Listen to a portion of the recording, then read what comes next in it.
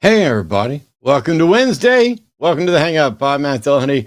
Thanks for joining us tonight. Look, what's my hang up today? Well, it's got to do with military service. And so, for those who don't know, yes, the mustache only is a temporary thing because we've raised almost $100,000 for recovering from religion. You can check around here on the line for a link, and you can go and support recovering from religion as well. But that's why I don't look normal. But it also reminds me that during the period of time where I was in the military, I couldn't wear a beard because it interferes with gas masks, and you could only have a mustache if you submitted a chit and got permission, which I did. So I looked a little like this, only with a darker mustache, many, many years ago.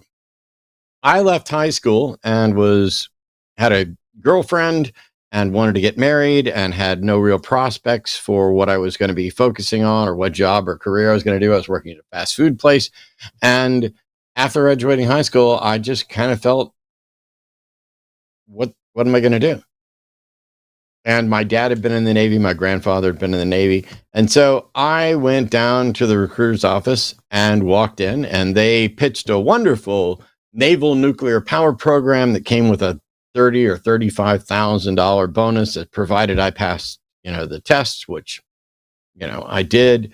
And I just figured, you know what? This is probably the best career path that I'm likely to get right now. At least to earn some money and maybe give myself some direction so that I'm not just flipping burgers. A few days after I went ahead and enlisted, before I left, this would have been early summer of 1987 after I graduated. The fast food place I was working for, the manager came up and said, "Hey, if you're interested, we really like the work you're doing here. We'd like to send you off to our manager training program and then give you your own restaurant to manage." And I was like, crap, that might have been a better option, but I had to tell them no because I'd already enlisted. I spent a total of 8.5 years in the Navy. I started off in the nuclear power program. I was a electronics technician and was in power school when I got kicked out for oversleeping. That's one of the things the Navy does a lot of, is those programs with the big bonuses often have high attrition rates, and people get pissed about it. But, I knew what I was signing up for. I knew the risks. And what happened was I lost that position and the girlfriend that I was in love with and was planning to marry, all at the same time. And so I just ended up out in the fleet, aimless. I wound up as a bosun's mate running first division, loved it, would have stayed in if it weren't for the fact that once I hit E5, I kept acing the test for E6, but there were 400 people in front of me. So I ended up failing the PT test after re-enlisting, and just was medically discharged, which was basically me saying, I hate this. I hate running. I hate the physical fitness part of it. I'm in here because, this was my only option. And now I don't have any direction again. But I was in from 87 to 95, almost 96. And there was a lot of conversation going on at that time, particularly surrounding gays in the military and the don't ask, don't tell policy that had been begun by President Clinton. And the interesting thing for me about don't ask, don't tell is that it was only really applied to the enlistment thing. Once you were in, it was just assumed that if that you were not going to ask or tell because there was no protection. If you were found out, you were just removed from military. I've told the story before about how one of the guys in my division got a letter from his boyfriend, put it underneath his rack. Everybody knew he was gay. Nobody cared except for one dude who was only in the Navy because the judge had given him the option of join the Navy or go to prison. So he went in the Navy, and he was a monumental piece of shit. Whereas my gay friend was amazing and career-minded, long-term military career-minded. And when this other hateful dude saw the letter and went and stole it from underneath this guy's rack, took it up to the master at arms and says, "I found this laying on the deck, and I think it's a letter from one man in love with another man who's, just whoops, look what happened." And of course, they had to investigate. And then we end up processing that person out of the Navy. And I was there at the captain's mast, and I was explaining to the captain, from my standpoint, this is one of the best sailors that we have in our division and in our department, and it's an absolute shame that somebody who has been an A1 sailor the whole time and career-minded is going to be kicked out because of this policy. And I think the captain agreed with me, but there's nothing that could be done. But while there was a lot of discussion about gays in the military, our command master chief was an older black guy who would tell all the stories about things they used to say about African Americans in the military. Oh, they need to be in a separate thing. They're destructive to military, to the cohesiveness of the unit and stuff. So all the things that they said about gays in the military, they also said about blacks in the military, and they also said about women in the military. When I was in my final, my first main ship that I was on was CVN 71, the USS Theodore Roosevelt. It's an aircraft carrier. And there were no women on the Roosevelt when I served. There were later on in its service. And so over the last 50, 60 years, the rules for who can serve and in what capacity have changed and grown to where we generally recognize that men and women can both serve, and we're allowing women in combat positions and hot zones and other things. And you would think, okay, we're just kind of done with it, because this is a job that is also one where people willingly give up many of the rights and protections that other citizens of the United States benefit from in order to support the cohesiveness of the unit. You are under orders. You have to follow orders, provided they're legal orders. You are sacrificing your time and putting your life at risk. We just celebrated, or I guess commemorated, Memorial Day. I saw that George Strait told people happy birthday and somebody jumped all over him and he took the post down. I think that's a bit too far, because let's be honest, when most Americans celebrate or commemorate Memorial Day, they're having a barbecue and a party and saying, hey, I hope you have a happy Memorial Day.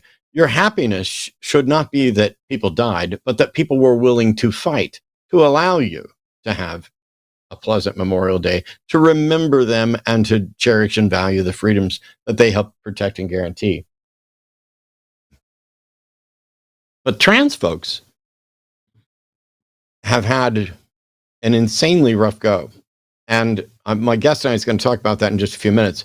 But when the first trans person I met who was serving openly in the military, this was shortly after I became an atheist activist. It was at a convention. She sat there and talked to me for a couple of hours. We had a good time. We were talking about how at that time, and this would have been probably 2010, 2011, something like that, she was having to spend every day serving as a man, and then all of her free time as who she was.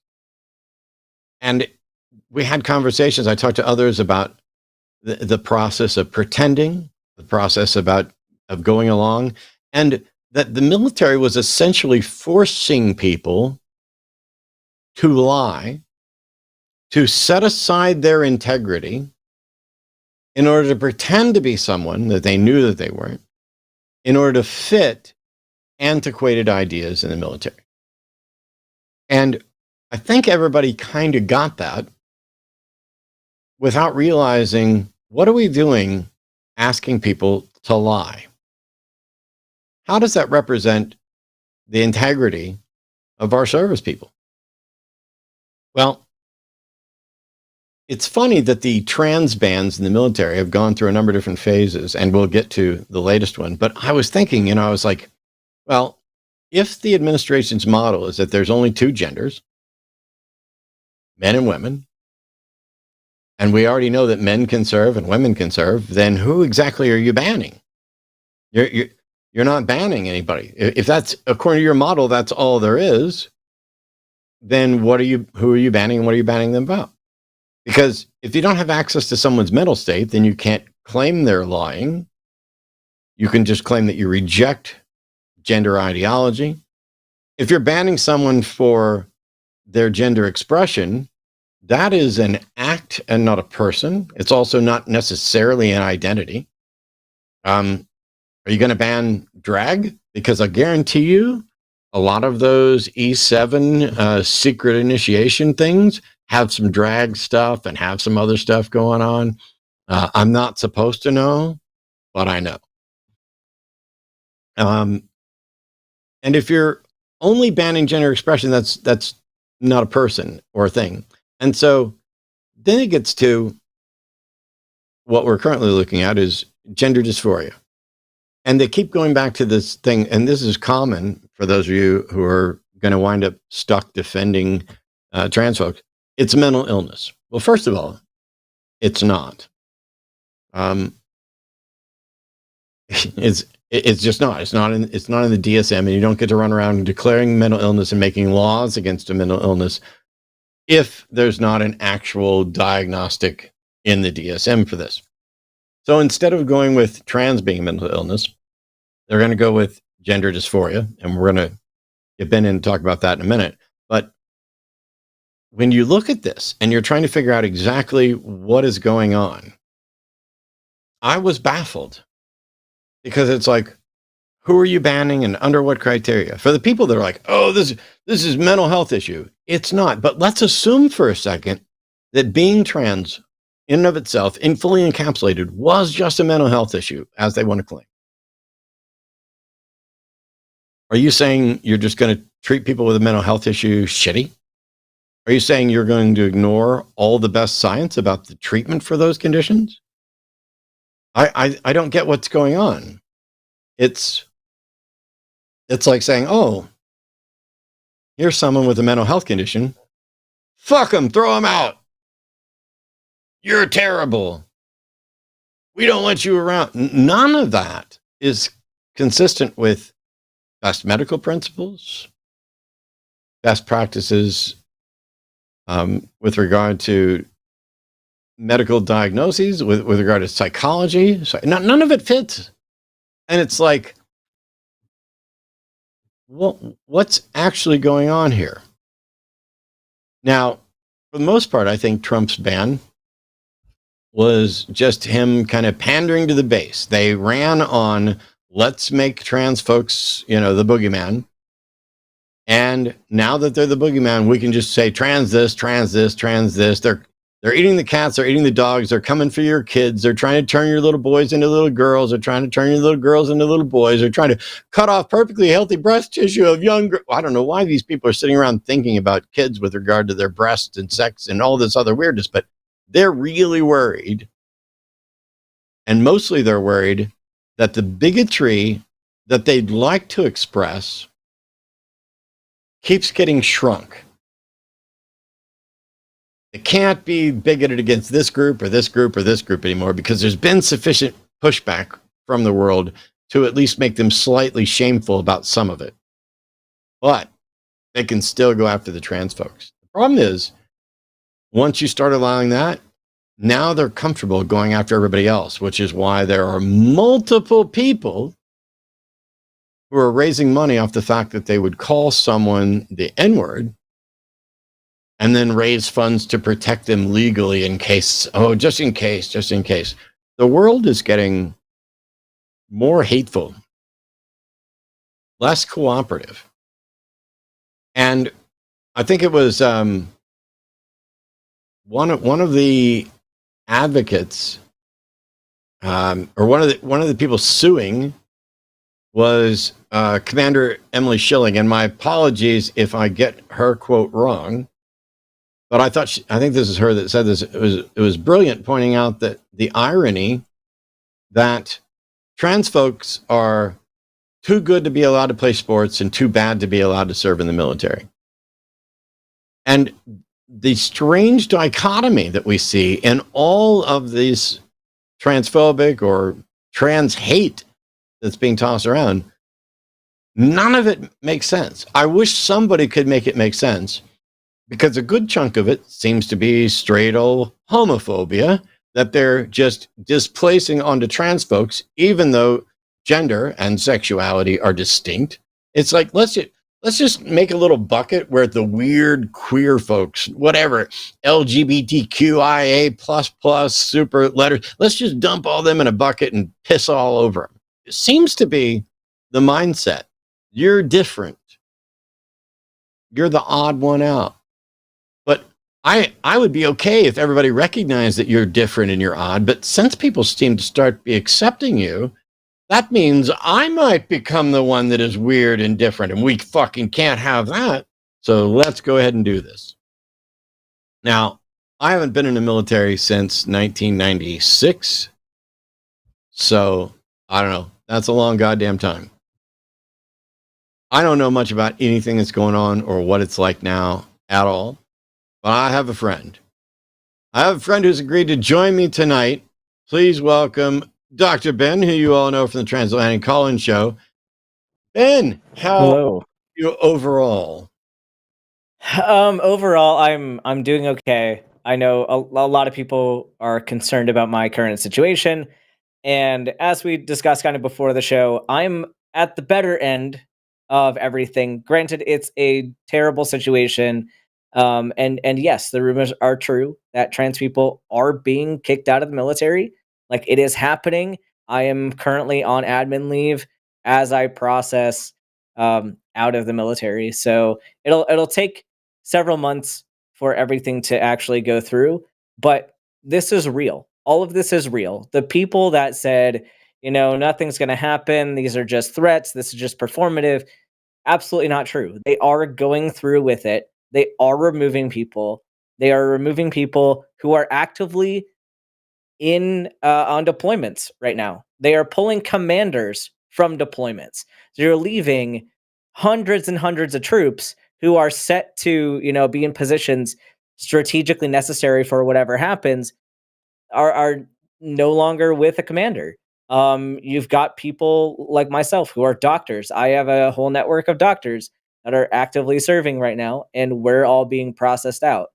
So even if you don't like trans people, think about what this is doing, like what this is actually doing to our military and to the people that are serving, especially those in enlisted positions where, they went to basic training, they went to a few months of AIT or whatever their individual training is, and then where do they go? They don't have family to necessarily support them all the time, like they're trans, and there aren't a whole lot of jobs available for those people. So this is real, and I just want to say, like, I'm super super angry about everything that's going on, and anybody who contributed to us losing our jobs, like, fuck you.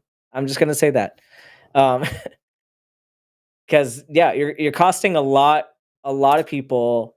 You're causing a lot of damage to people, a lot of harm. You're gonna cause a lot of homelessness, a lot of veteran homelessness, because you either didn't want to vote, protest voted, or voted in favor of this.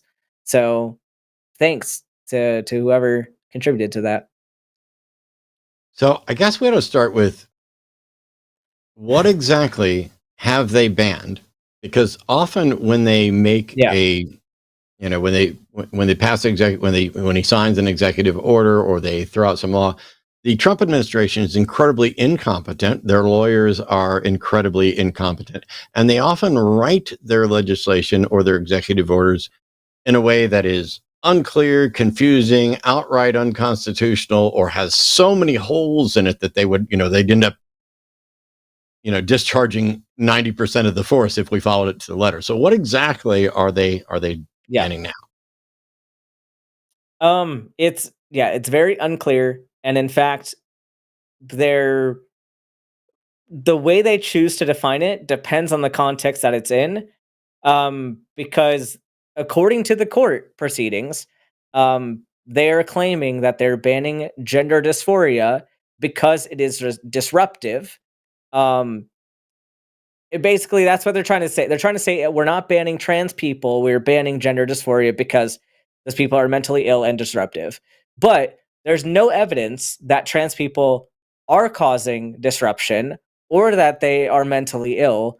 And people who are disruptive and have mental illness to the point where they need support that exceeds the military's capability or would cause them to be harmed by serving longer, they already have a process to escort those people out. There's already a medical review process that will identify those people and get them out of the military for safety reasons.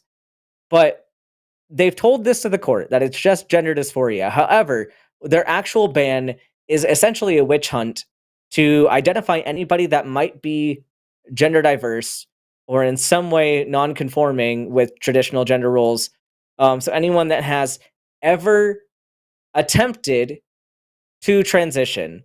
So anyone that has, like, you could lump under this, like anyone that has worn the uniform of the opposite sex. You could include people that have a diagnosis of gender dysphoria, even if they've never taken hormone therapy or attempted surgery. But if they've ever, if they have it in their record that they have wanted those things, they're probably also out. It's really any accusation that you can make that somebody has attempted to transition or has gender dysphoria, they're outright banned. And there's technically a waiver, but the waiver to keep you in requires you to not have a diagnosis of gender dysphoria and have never been on hormone therapy. And essentially it protects people in the closet. Like, it protects people who... Why would people in the closet need a waiver? Yeah. Right, they don't. So it's a waiver that's there for appearances, but it's not actually keeping anybody in. It's so strange because it's all a show. You can't. So the phrasing is wild. You can't ban gender dysphoria any more than you can ban depression. But so you're banning people, but the wording is essentially the one that was up at the Supreme Court. The Department of Defense says the medical, surgical, and mental health constraints on individuals who have a current diagnosis or history of or exhibit symptoms with gender dysphoria are incompatible with the high mental and physical standards necessary for military service. Let me tell you, at least when I was in, to whatever extent someone may suffer from gender dysphoria, I don't see how it's incompatible with the high mental and physical standards necessary for military service, considering there are other conditions that are similarly impactful and debilitating that aren't banned.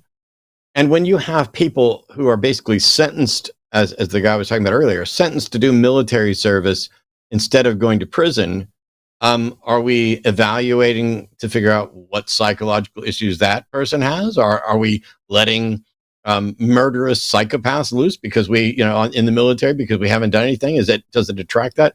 I don't know where the demonstration is. I'm twofold here. One, not everybody who's trans has a diagnosis or should have a diagnosis of gender dysphoria. That would be, like, my understanding would be the trans med position, that you're just not trans without that, when that's not necessarily the case. And then two, where's the demonstration that gender dysphoria is genuinely a problem for military service when we have so many people who are actively doing their job consistently and not seemingly being incompatible with this? Yeah, that's the whole paradox, if you will. Like, they claim that all the people with gender dysphoria are causing disruption in their units, and that they're dishonest, people who lack integrity. Those are actual words that they put into the ban. They are doing it because it is dishonest to be a trans person, and that goes against the values of the military. So simultaneously, we're causing all of this disruption, but on the flip side, they can't find any demonstration of us causing that disruption, because, like, if we were actually disruptive, they would be able to point out examples of how we were disruptive. And every single time they're asked about it, they can't pull up any examples. It's all a hypothetical situation, which we already have like standards for. We already have standards for conduct in the military. There's already ways to get kicked out for that. And yeah,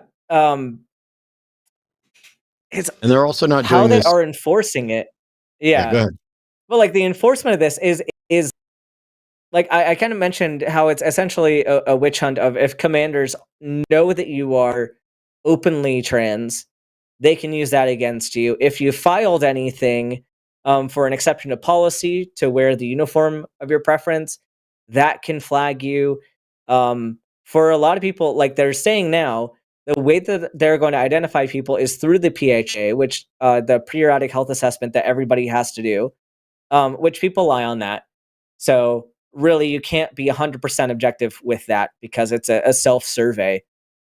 But relying then on medical professionals to violate HIPAA and report that to your chain of command, you can technically skirt the lines of HIPAA with being in the military for things that are genuinely unsafe. But in this case, this would be a huge violation of medical privacy for all soldiers because they're going to have to say, yes, I have these symptoms. And like we said, you don't have to have or at least you shouldn't have to have a diagnosis of gender dysphoria to get gender affirming care. But in the military setting, you have to have that diagnosis. But by getting that diagnosis, you are automatically going to be flagged for separation. So it's relying on a lot of safeguards that should be in place and relying on physicians to out their people and to report. And it's very scary seeing that they're asking for that and that people are actually going through with it. They are reporting on that. Well, we had a theist caller that was calling in to say that they agree with Trump's ban, but they hung up, so we're not going to have to talk to them or get to talk to them, as the case may be.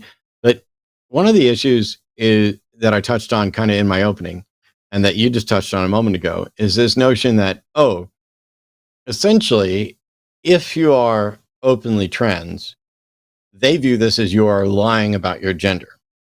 But that's because they have a particular ideology that transness essentially doesn't exist. There is no, that gender in this way, that there's only the two biological sexes and the gender is not a thing other than that. And so you are lying. But if in fact you are using the other model, the more reliable model that says gender is about an identity that is at the intersection of biology, sociology, and psychology, and is distinct from mere sex. And by the way, mere sex in a biological sense also isn't a true binary.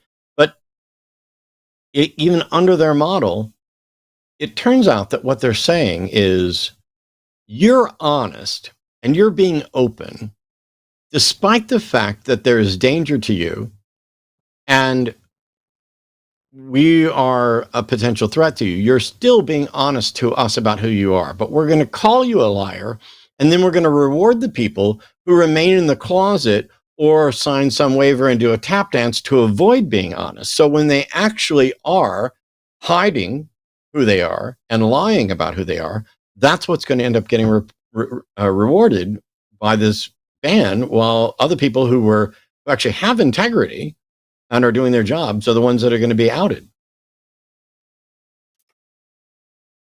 Yeah, for sure. And like I keep saying, there's a lot going on. I'm thankfully okay. But I do know people who would have been medically discharged for any number of other issues, and since they're a mission essential, like if they're a mission essential job, they'll keep them around no matter what. Like there's an old saying, I guess, that if you're a physician, you're not going to get medically discharged. Like you will not be med boarded if you're a doctor.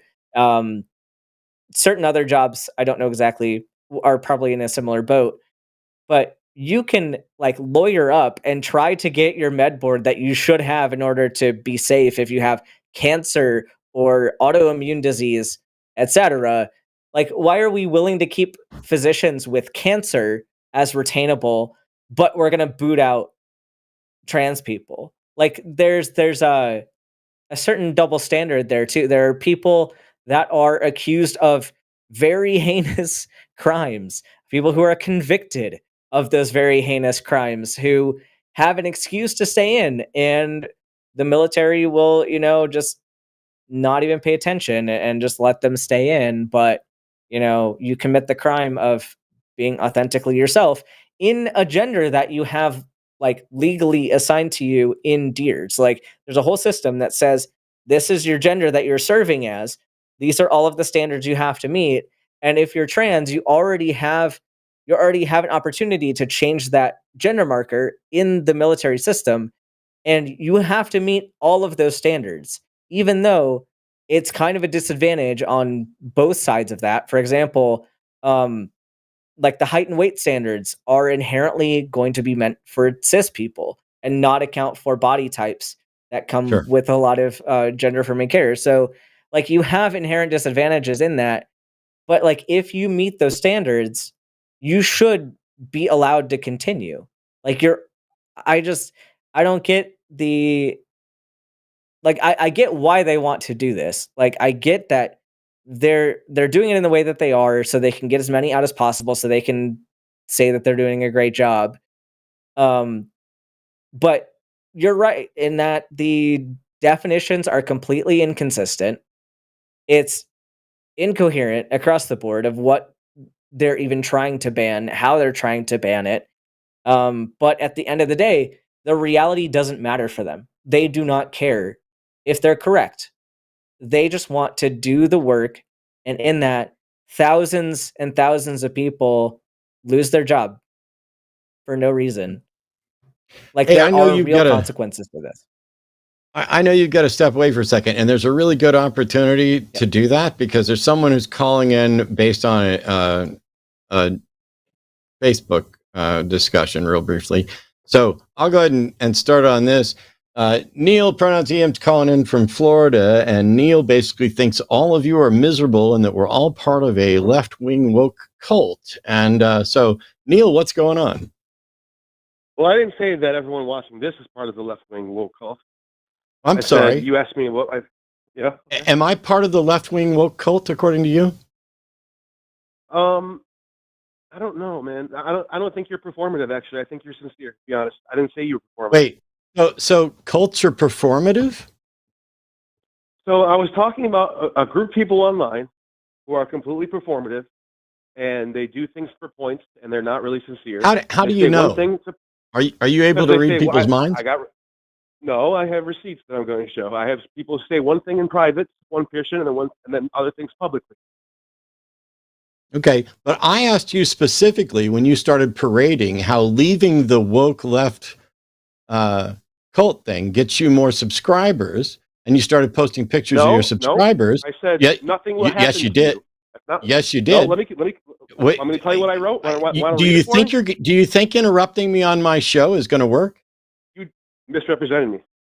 I have the screenshots right here. You posted, and I said, let's see. Let me. There's two different comments in the post.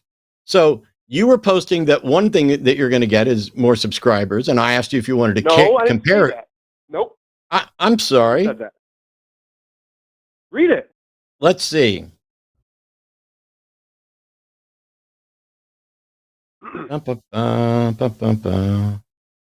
It's on two different posts, so I don't have that one. So go ahead and say what you're going to say. You want me to tell you what I wrote? I said nothing will happen to you if you speak out against people who are performative assholes. I said 50 to 75 people online who are toxic. I said if you speak out against them, nothing will happen to you. Your channel will be fine. My channel is not getting more subscribers. It's doing the same as always. I'm sorry. I didn't say I'll make more money. I didn't say I was going to make more money. I didn't say anything like that. I'm sorry. You posted a screenshot of your subscribers. Yes. Saying, if anything, the creators who are scared to speak out should take a look in the mirror and ask how much is it paid off to pretend to bow to this crowd. I And don't where's know the- who's where's- I, where- I don't know where's- I don't know who's pretending to bow or not. But when you started in on this and you were throwing up your subscriber numbers and all that, I asked you a question, and you said that the people who were watching and subscribing to my thing were miserable. Well, I think you're a little bit miserable. I do. You come off that way. I don't care what you think about me. You talked about my audience All right, and said well, they're let's go. miserable. Sure. So Are you gonna what apologize for exactly? misrepresenting What me real exactly? quick? What exactly am I wrong about? Did Bob Price say racist things? No, you're right about that. He did say racist things. Yes, Bob Price said racist things, right? Exactly. Yes. Cool. Okay. Did Derek put up a video talking about how he was leaving the atheist left-wing woke mob cult? That's what Derek did. Am I Derek? I'm not. Didn't I just say, did Derek do this? Are you able to understand Yes, he fucking did. English? I didn't say, Yes, did he you did, do but it? why I are you said, talking did about Derek Derek? did it? Why don't you talk I about said, me? did Derek do it? About Derek. What? Why don't? So I said, did Derek do that? And then you said, you're not Derek. I didn't ask you that. I said yes, Derek did that before I said I'm not Cool. Derek. That's not actually what you said, but we could rewind and leave it alone. Here's the Find the thing. tape there. I said yes, Derek said that. No, you said you weren't Derek, which had nothing to do with the fucking question. said, Try to yes, pay Derek attention. said Try that, to but pay. I'm not Derek. Shut your fucking pie hole and try to pay attention. You're not miserable, huh? You're not miserable. I'm not miserable. You're an annoying Oh, prick wow. who's attacking someone. And then when I jumped in Really? to say, oh, attack me, am I part of the left? Explain to us what the woke left cult is within the atheist community. So there's a group of people, mostly online, who performatively act very over the top about social justice issues, and they're full of shit, and they go over the top. How do you and know they're they're miserable performative? people. Because I And know what are you these people, talking about? and that- So, Neil, I know a lot of stop. these- Neil, stop. Yeah. You're You want me making to a explain it? claim. I'm trying to explain. Oh my God. When I say stop, dipshit. You want me to explain it or no? I want you to stop. What fucking part of stop was too hard for you?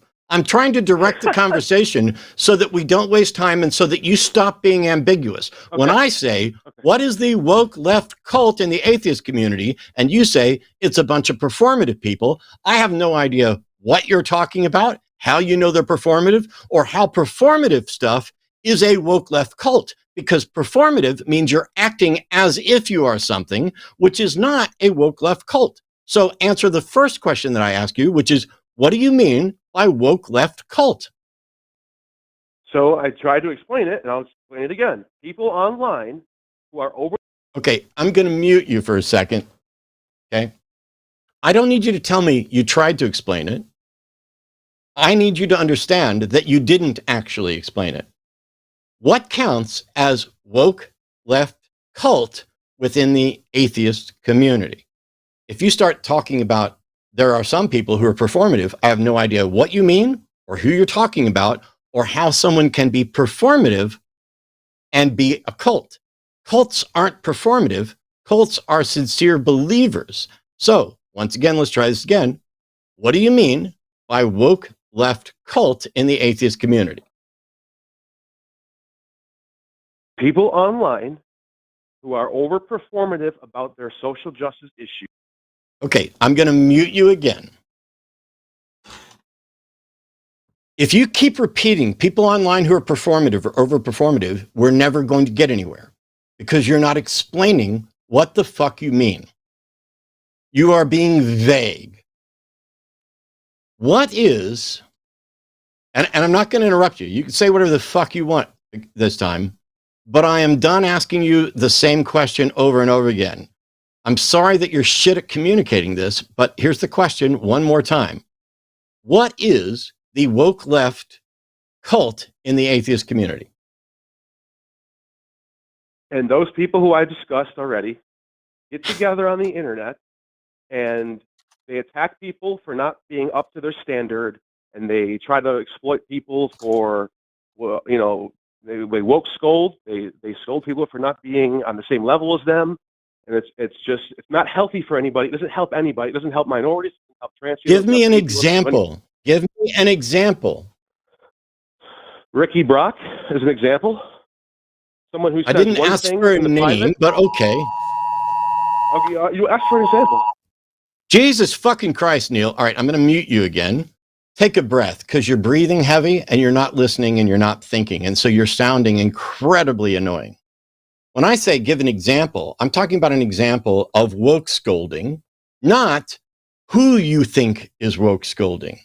An example is an example of the action you were describing. This is not your podium to come on and shit on whoever you think's doing it. I'm trying to understand what your fucking objection is. I don't know how many different ways I can describe this. Neil has a problem. It seems to apply to me as well. It seems to include a notion of the woke left atheist community. And now you're saying that they're overperformative. They attack people for not being up to their standards. I don't know what you mean by attack, but I'm going to call out people who are not up to the standards of humanism as I see it.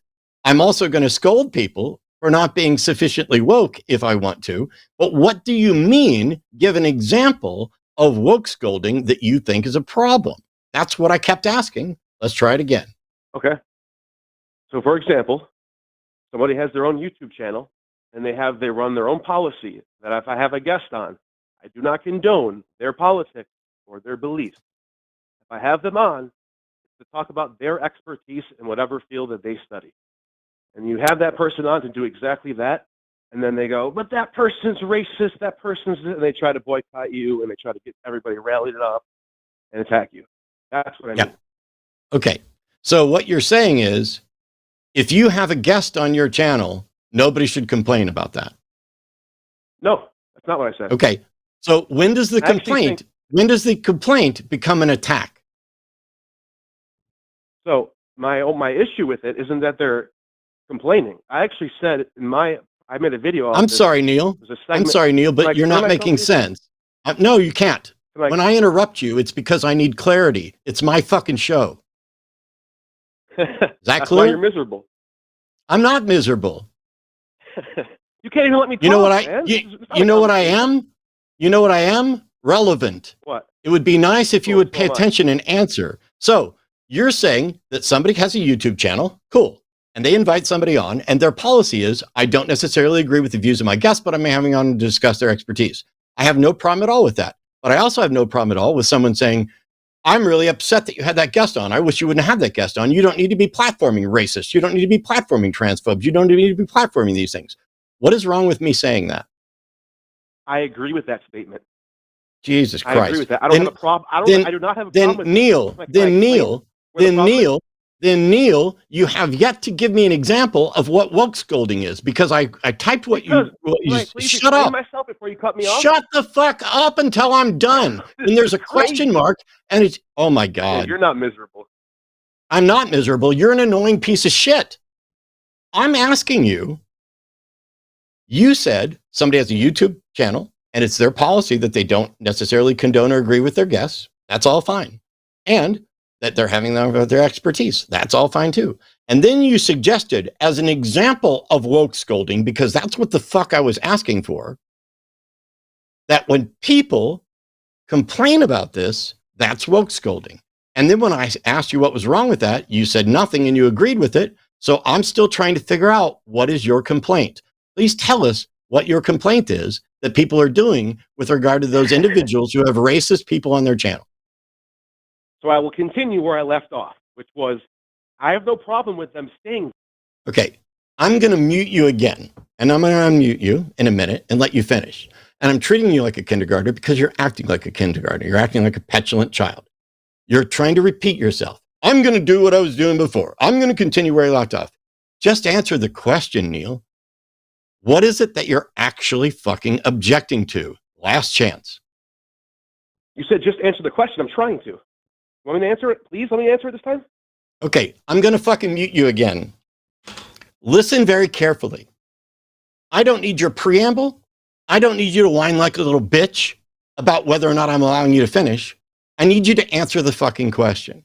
And so, once again, Neil, since I said what you complained about, and then you said you didn't have a problem with it, I'm still trying to figure out what it is that you're complaining about. I'm going to unmute you. There's going to be a beep. When I unmute you, all you need to do is say, I am objecting to this, and then state what it is. I am objecting to people doing that behind the scenes, offering support or saying, I personally wouldn't have done this, but you know how it is. And then going in publicly and doing the exact opposite thing publicly. That's what I'm objecting to. Okay, so you're objecting to what you see as hypocritical, which has nothing to do with woke left anything. Well, okay. I don't care about. I'm not saying woke. Left does not mean woke to me. I'm using that term for people who are fake. You're using the term woke for people who are fake.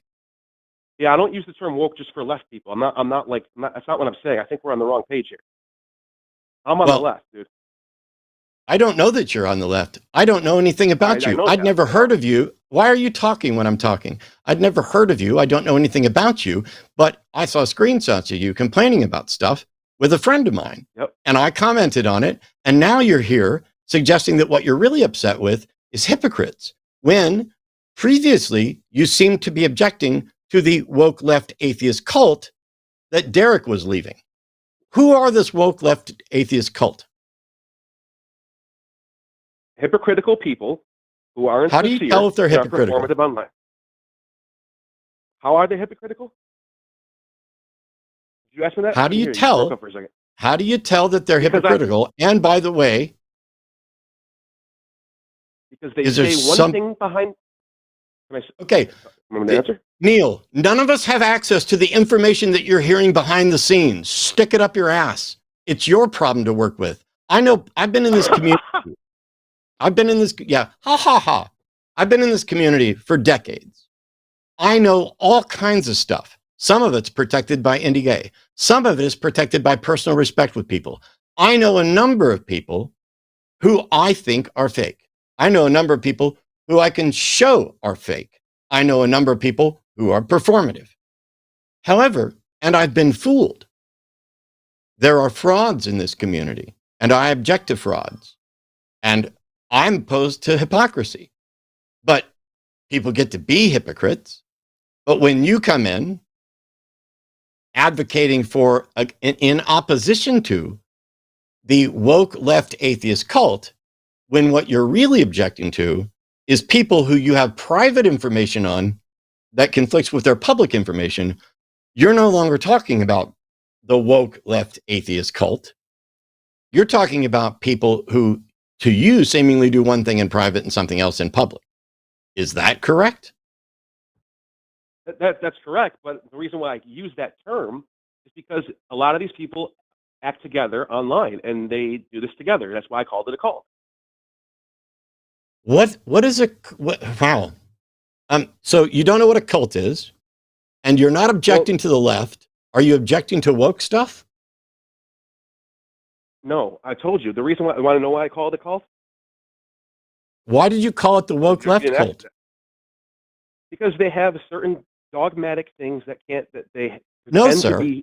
Neil, okay. You just said you're not opposed to woke. You're not opposed to left. You're only opposed to cult, but it's not an actual cult. It's you calling hypocrites a cult, but you're also saying woke left cult. Yeah, that's what I call it. Okay. You know what I call you? Irrelevant. What? I get more views than you. Do you? Yeah, do you get more views than me, bro? I do. What's that? Gnostic informant. Go look it up. Gnostic informant. You called me irrelevant. That's why I brought it up. I wouldn't have brought it up. Just call me irrelevant. That's funny. Let's go look it up. Yeah, look it up. Gnostic informant. Look up my views. Let's see. 12 days ago, you got a video up. It's 16,000 views. That's cool. Yeah. I don't know how to look. Videos with 2 million views from last year. 1.6 million. Cool. Keep going. Well, I don't mess with this stuff, so I don't necessarily know the line doesn't have a video of more than 250,000. Fuck off. I'm sorry, motherfucker. I'm sorry. Are you mad? Laugh it up, fuzzball. Neil. No, I'm not mad. I'm upset that you're an idiot because I already have two. Nice. Got him with the idiot slur. Got him. Yes. Yeah, you got it. Because I'm not just on the line. Am I calling you names? I'm not just on the line. I also have my own channel with 200,000 subscribers, and I built the Atheist Community of Austin's Atheist Experience channel with nearly 500,000 channels. And I have videos and debates with Jordan Peterson and others that have as many as 1 million views. But none of that matters. You sound like Sargon of Akkad, who tried to say to me that the number of subscribers doesn't matter. And then when he lost a debate, said, well, I have more subscribers than you. You literally just came in here complaining about something. Called me irrelevant. And you are irrelevant. You called me irrelevant. You are irrelevant. Then I'll talk about your views then. Fuck off then. You're the one who brought it up. No, you're the one that brought it up in your screenshot showing how many subscribers you got. You want to compare who's gotten more subscribers in the last week? No, I don't. I didn't. No, I know you don't, because you already know what the right answer is, and you also know that it's not relevant. You also know. You also know. You also know that it's not relevant, and you also know how old is your channel? That none of this matters, because what you complained about was woke left cult, and then said, "Oh, I don't have a problem with woke. Oh, I don't have a problem with left." So you're just in here kicking shit around for clicks. So say goodbye, Neil. No, you're the one who told me I was afraid to come here. You're the one who asked me to come on here. You said, "Are you scared say goodbye, to Neil. Come on?" Say goodbye, Bye. Neil. Ha ha. Ha ha. Ha ha. Ha ha. This guy. This is amazing. See, the difference is, and sorry about that, Ben and everybody else. My channel wasn't even monetized. My personal channel wasn't even monetized till December, and I don't monitor any of the subscribers or anything else. I had no idea we were going to hit over 200,000, and then Arden started working on it, and we built it. The number of subscribers you have or the number of subscribers you're gaining isn't relevant until you post a video or a screenshot claiming that you're getting more subscribers by objecting to the woke left cult. And then when I say you could come in and you claim that the people who are watching me are merely miserable, and I say you want to come on and explain to my viewers why they're miserable, which is what the challenge was, which you didn't do. You just claimed I'm miserable and that you find me miserable. But it's just the miserable people who are here. When I wasn't talking about the line, because this isn't mine, and I didn't compare subscribers, you're the one that's sitting here trying to do this penis measuring thing with your subscriber count and doing it while you're shitting on the woke left cult. But you don't mean there's a problem with woke or left, and you're not actually talking about a real cult. You just object to the fact that there are hypocritical people who go along with the woke left stuff that you say you're okay with, while behind the scenes complaining about it. Well, here's the thing. If Derek wants to have a racist on his show, he's allowed to. And people are allowed to say, I don't want to watch that anymore. I don't care for it. I don't want to support that. They're allowed to do that with my content, both here at The Line and my channel and the Atheist Experience channel and anybody else's channel along those lines. All of that is freely an option and nothing worth complaining about. It sounds like Neil found some people who were telling him one thing behind the scenes while doing something different in public. And instead of saying, this person is being hypocritical and here's the receipts, decided to say, these people are a woke left cult and Matt's viewers are miserables. So congratulations. Hey, and congrats on your subscriber count. It makes you relevant. What was your name again? All right. Okay, this one I'm going to probably do quickly. Tilly's calling from Texas, pronouns she, her, wants to know if I've changed my opinion regarding hyperbole as far as people claiming the intent of Republican putting trans people into camps being assumed to their actions. Hey, Tilly, what's up? Hi. Hi, Matt. Hi, Ben. First, I just want to point out, Matt, I do have more followers than you on TikTok, so I feel like that kind of settles any arguments that there might be in the future. Wow, cool. I posted like 2 videos to TikTok that got like hundreds of thousands of views, and then I deleted it. Yeah, I checked it just now while that guy was while he was talking about his viewer count. I deleted it, but cool, yeah. We can all do that. 2022. Yeah, and I don't want to derail for too long, but Can Ben, you back off? I'm really can you sorry. back off the mic just a little bit? It's kind of overdriving. Sorry. Just move it an inch or two further away. Okay, how's this? Well, we'll see. Go ahead. Well, Ben, I just want to say I'm sorry about the situation that you're in. I work with homeless veterans for a living, and I know how important getting the honorable discharge on your records is, and having access to all your benefits, and the difference that the amount of time that you're spending in the military can really make for people. Like, this stuff is make or break. I mean, a lot of these guys, they get screwed out of like one part of their benefits, and that's why they're in our program in the first place. So I really hope that they don't try and take away the benefits and the discharge status and everything that you've earned. I'm not sure what all the details of that is. Yeah, thanks. And it is as of right now, at least the voluntary discharge is honorable. I don't know what they're gonna do with the involuntary yet. They've said that they're all honorable discharges, but we'll see what they actually do for the involuntary people. Yeah. All right. So not to dilly dally anymore. So about 9 months ago, there was a little bit of a YouTube drama, or actually, I'm not sure which platform it was. It might have been Twitter. But essentially, as I understand, there was an argument about hyperbole, and someone had said to Matt that the Republicans' intent is to put trans people into camps. And I don't know if you've talked about this since then. I haven't seen everything that you've done since then, but I went back and I watched that video recently, and as I understand, it's like a strategic sort of dispute. Like, we can't assume their intent. Sorry. As I understand, your position is that we cannot assume the intent of Republicans if they haven't explicitly stated it, and that it's not Well, that's not the beneficial only way, but to yes. talk about their intent. And Yeah. okay, So and that it's not beneficial to assume their intent. right. When you state what somebody's motivations are, you have adopted a burden of proof. And I don't know how that burden of proof is met in a number of circumstances. The example that I've used over and over again is when they used to say Republicans want to punish women for having sex, or they just want to control women's bodies. This with relation to abortion. And so even if that motivation exists for some of them, I don't know how you demonstrate it. And it's a mistake to assert something that you can't demonstrate. And so the better thing to do is their policies have the effect of punishing women for their biology or punishing women for sex.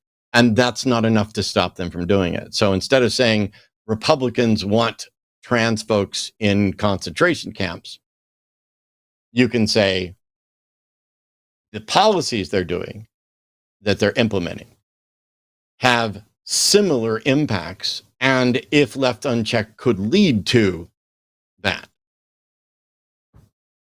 Yeah, that was I think you just kind of hit on the crux of my disagreement there. Is like how useful it is in sort of forecasting when it comes to assuming intent. Like, yeah, I don't have access to their mental state. I can't literally read their mind. But if they're not going to come out and say that they want to do genocide, but they are going along the line of actions to get there, I feel like saying cool it with that hyperbole there, saying that they want to do a genocide, is sort of like similar to a train coming down a track and saying, well, you can't assume that the train is going to make it all the way to the end of the track. You can't assume that it's going to keep going to where you're at right now, but it's kind of barreling towards you. Things. You've already changed things twice. I would say that there's a scenario under which their goals definitely would count as heading towards a genocide, but a genocide is not the same as putting people in concentration camps.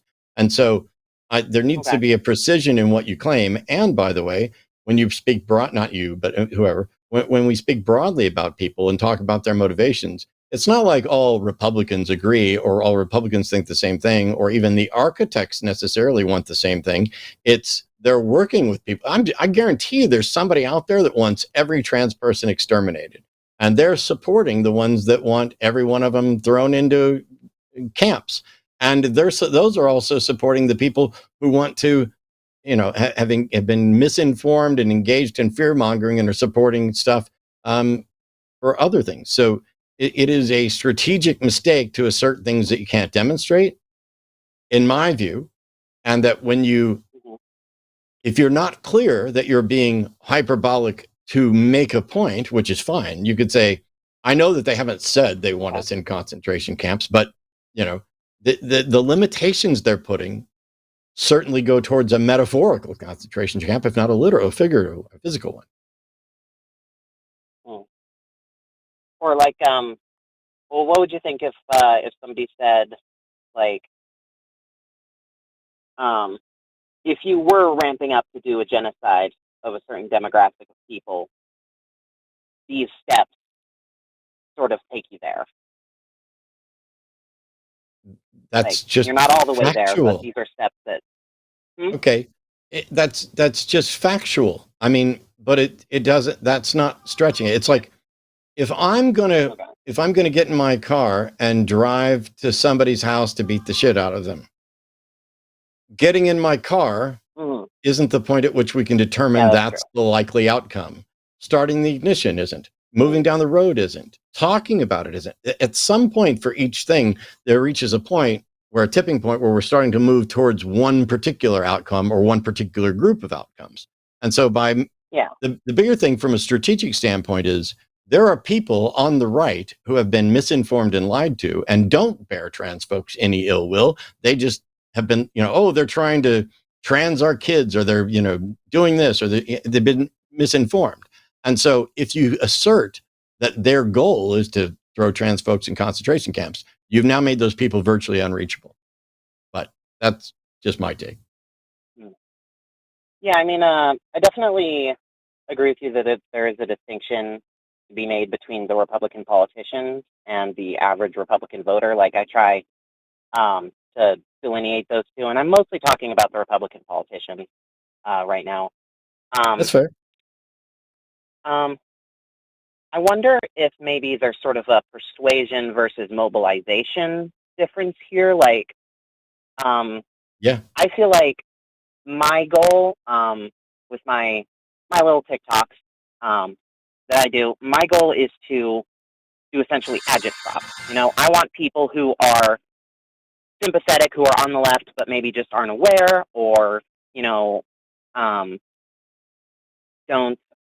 have all the information, or didn't realize that it was getting to this point. I want to help radicalize those people into moving, and I feel like if, in my experience, mincing words sort of, to say, well, I can't assume that the Republicans are intending this, but they are doing this specific action, which may lead to this specific action, tends not to be as effective as simply pointing out, I guess,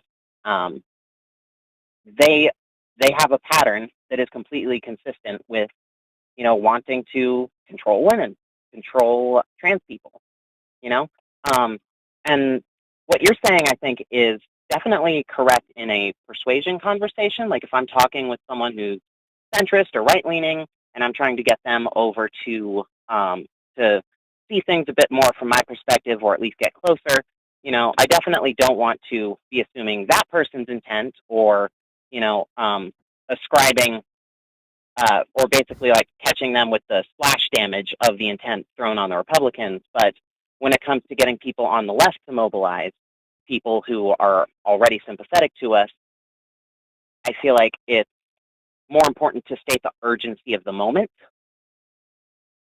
if that makes sense. Well, I know you called to ask my take on this, and I don't know that I have a lot to add. I don't know if Ben has anything to add, but I like your distinction between, hey, there are certain conversations that are going to be needed in order to persuade people who are not already on board, and then there's others that are motivation statements to get the people who are on board to act. The problem that I have is, if, in much the same way looking at something like Christianity, if you convince someone to give up their religion for bad reasons, when they find out that those reasons are bad, what footing is their religious view on now? Do they go back? Do they react harder? Do they now distrust the people who are doing this? And so I love the fact that, for example, Arden just went and gave a brilliant talk at the American Atheist Convention, and it was measured and full of factual information, designed to re-educate some people on some issues that they might have been misinformed on. And I have no problem with using hyperbole as a tool as long as it's identifiable. But there are people who are claiming X is going to happen and it's inevitable because they are genuinely and rightly terrified that it could happen.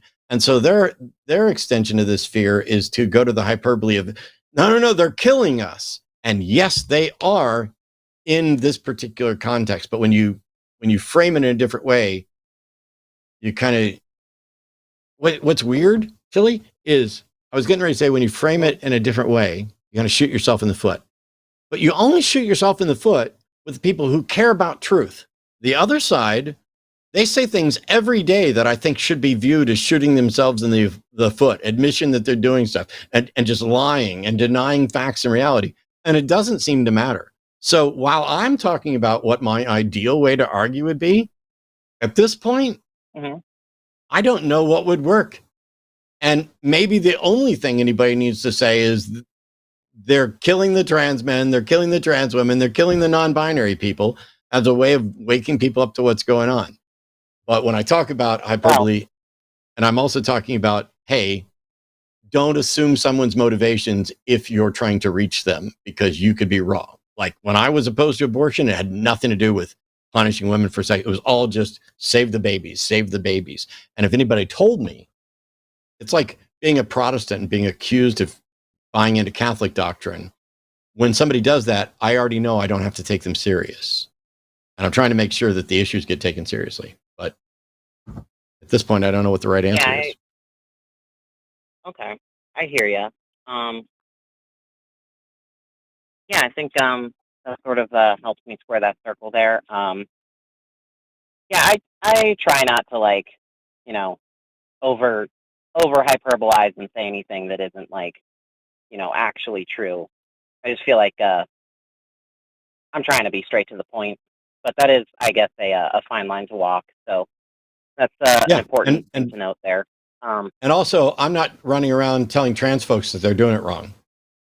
I'm talking about what my preferences are. Don't get me wrong. There are trans folks who I think are doing it wrong. And so do some of my trans friends would point to some of them and say, oh, you're doing it wrong. But I'm not saying that, just in the same way that I also don't get to define what's a true Christian or how you get to defend your faith or anything like that. I'm just talking about it from an argumentation standpoint of what ideally should work. But now we live in 2025, and what ideally should be convincing is no longer relevant to so many people.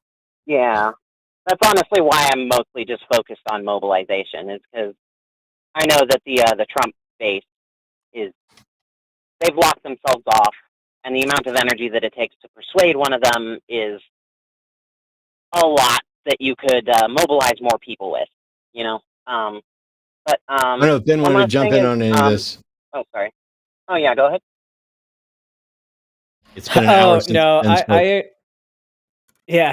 agree with everything that's being said here. I think that it is important to understand the audience that you're talking to, because there are definitely people who understand hyperbole and who understand that not everything is literal. And then there are people who do not understand that. So I do like everything that was said. I do notice a good bit of this even within the trans discussion about, the military trans ban, because yes, there is a military trans ban. But there's also a lot of people taking things to extremes that are not correct. And some of them are doing it for hyperbole's sake. Some people are trying to, people into gear, as we should be. But a lot of that is making people very, very anxious. I know from my own experience, every time I go onto the internet, it is a constant barrage of everything that they're doing to trans people. And most of the time I'm able to sift out, what is true and what is exaggerated. But in order to get to that point, I have to read absolutely everything in to see what is valid and what isn't. And that takes so much energy in itself. And you have a bunch of trans service members right now that are just in a state of panic and just kind of making each other more and more anxious the more that they talk. And so, yes, I do think that there are some people that need a kick in the pants to get moving. And then there are other people that need to take a step back and not be hit with everything that's going on right now. And so, yeah, I think the best Oh answer yeah, is just like tailor it to your audience, and then if there is confusion, like you may need to clarify, like, yeah, this is actually an exaggeration. Um, yeah, and that is the missing step of what we were talking about earlier. Is if we're gonna put out messages of urgency, it's also important to add like a call to action onto there. Something that you can actually do about it, because otherwise you're just stirring people into a frenzy with nowhere to go, and that's not really helpful, I think. mhm. Um, but just one last thanks for taking my call, and just one last thing to add. I don't know where Ben is located, but Matt, I think you're up in Austin, right? There's going to be a lot of sign a DA parties next week when the legislative session ends. I'm trying to go to one, but it'd be fun if people accidentally like could run into you and Arden and all the other cool trans people you might know in Austin at some of those. At some of the what? I missed what you were talking about. Sign a DA. Sorry, the end of the legislative session here in Texas. I'm confused. I'm not sure how it's pronounced. It's a Latin term just for the end of the legislative session on June 3rd, which means that the 6 months every other year legislative session of Texas is going to be over, and we won't have to worry about them pushing through a bunch of these laws, and a bunch of them will officially be dead. Yeah, I'm aware of that. I don't know what you're talking. Yeah. What are you talking about? Where we would be? Oh, I mean, there's just a bunch of sign a DA parties being put on by activist organizations and whatnot. So, like, Oh, I don't know if that's something that y'all I have do. no information about any parties and no plan to attend any parties. Okay. Well, if there's Cool. cool people in Austin, I'd say just look up Equality Texas. Sweet. Thanks, Tilly. Yep. Yeah. Thanks for taking. Oops, see you later. All right. Ben, welcome back. Yeah, I'm here. Sorry you came on. No, I was just sitting back on a day letting things where, happen. So yeah, it's so strange. But yeah. Anyway, we have other calls. So here's Ari calling in from Indiana. Pronouns of they, them. Ari says, feel like coming out is as honest as one can be and is not lying. Oh, I would agree with that. Being in the closet's lying to yourself. Yep. So what's going on, Ari? You're on with Dr. Ben and me. Hi. That was quite the roller coaster the last couple calls.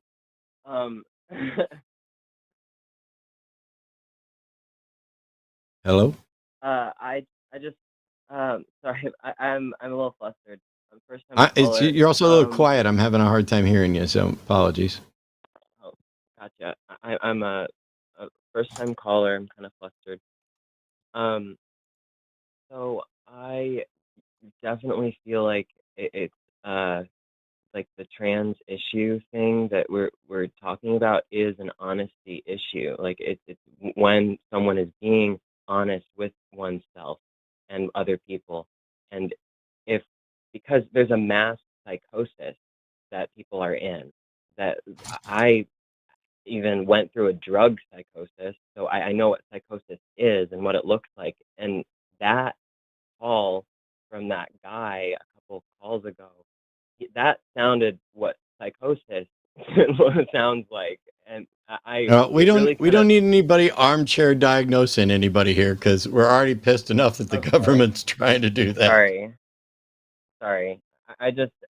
It was real. My heart was pounding the whole because I called before that call, and it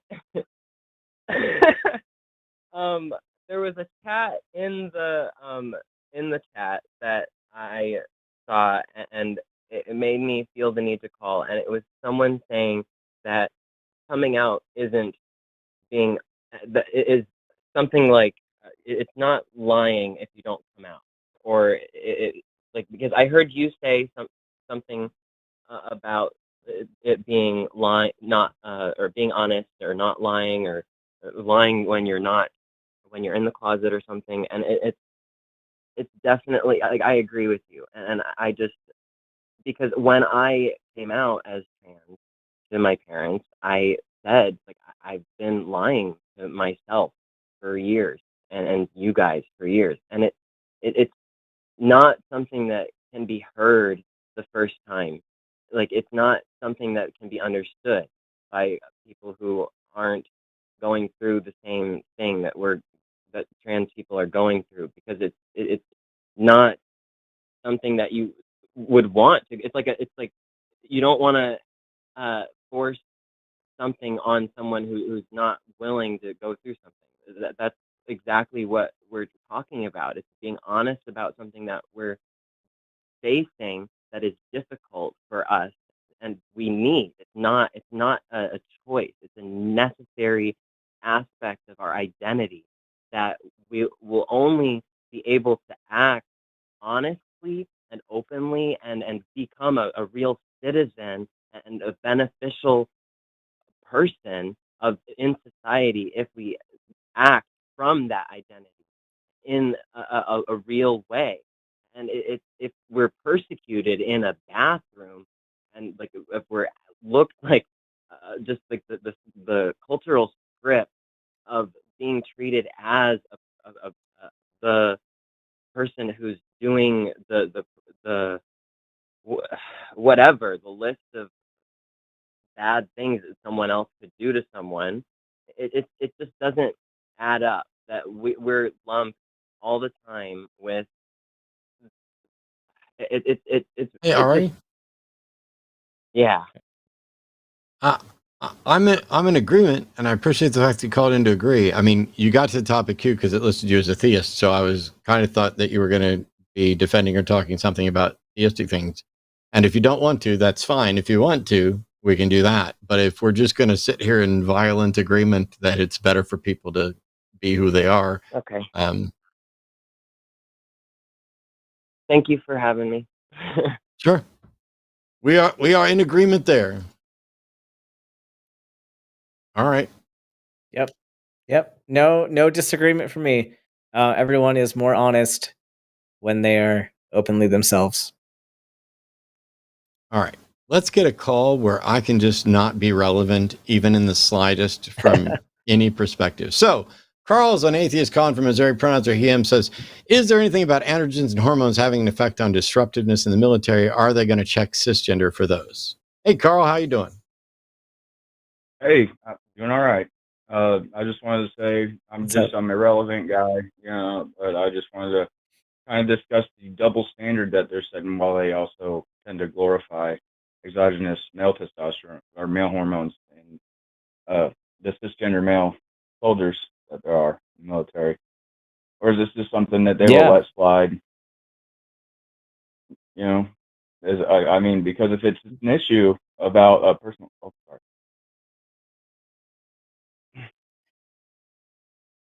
Yeah, Carl, you're right though. Oh, you cut out for a sec, so I jumped in. But Yeah. And as a physician in the military, I do know that there are a lot of people who get masculinizing hormones while cisgender. Lots of people will go out into the community. They'll find somebody that will literally write anybody a prescription. And I've caught so many people like using anabolic steroids that were not prescribed to them by a military physician and all that. I don't necessarily have a problem with like people doing what they want with their own bodies, but you're correct that there is a double standard here as far as like, even if we catch it in cis people, they don't face any consequences of it. Like for certain jobs, they are a bit heavier on it. Like special forces people, like everyone does it. They all do it. And of course, that's a hyperbolic statement. Not everybody literally does it, but a majority of people have done it at some point and don't get caught for it. And they have no punishment because, they're cisgender. Everyone just wants to be the manliest man that they can possibly be. But the second that you're trans and you take the opposite sex hormones, that's apparently when they have a problem. But I think there's even an idea that people within individual units, they'll talk to each other and say, hey, you can go to your doctor and say that you're tired more frequently.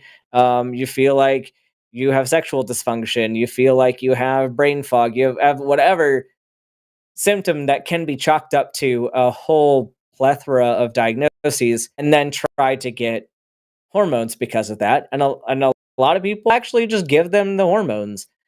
Any question? I also don't have. And yeah. Sorry. Yeah, I don't feel like it's an issue what people do with their own body. No, but you're talking about the double standard. I agree with you on that. That it's the fact that they are not investigating cis people for doing this. There's nothing within the new ban that says anything about, taking anabolic steroids or using birth control or any of those things that offer you exogenous hormones. And it is strictly if you have a diagnosis of gender dysphoria or if you're caught essentially wearing the wrong gender uniform, then it kicks in. Yeah, it just kind of seems like it's a direct attack on people's identity. Not so much a factor. Oh, it is. How it absolutely is. Yeah, you're correct. And this evidence is going to come back in as the court cases progress, but they were so adamant on going to the court saying that this is gender dysphoria. We are getting rid of gender dysphoria in the military. And then you see the Secretary of Defense on Twitter saying, haha, we got rid of trans people. And but your whole statement in court was that you're not banning all trans people.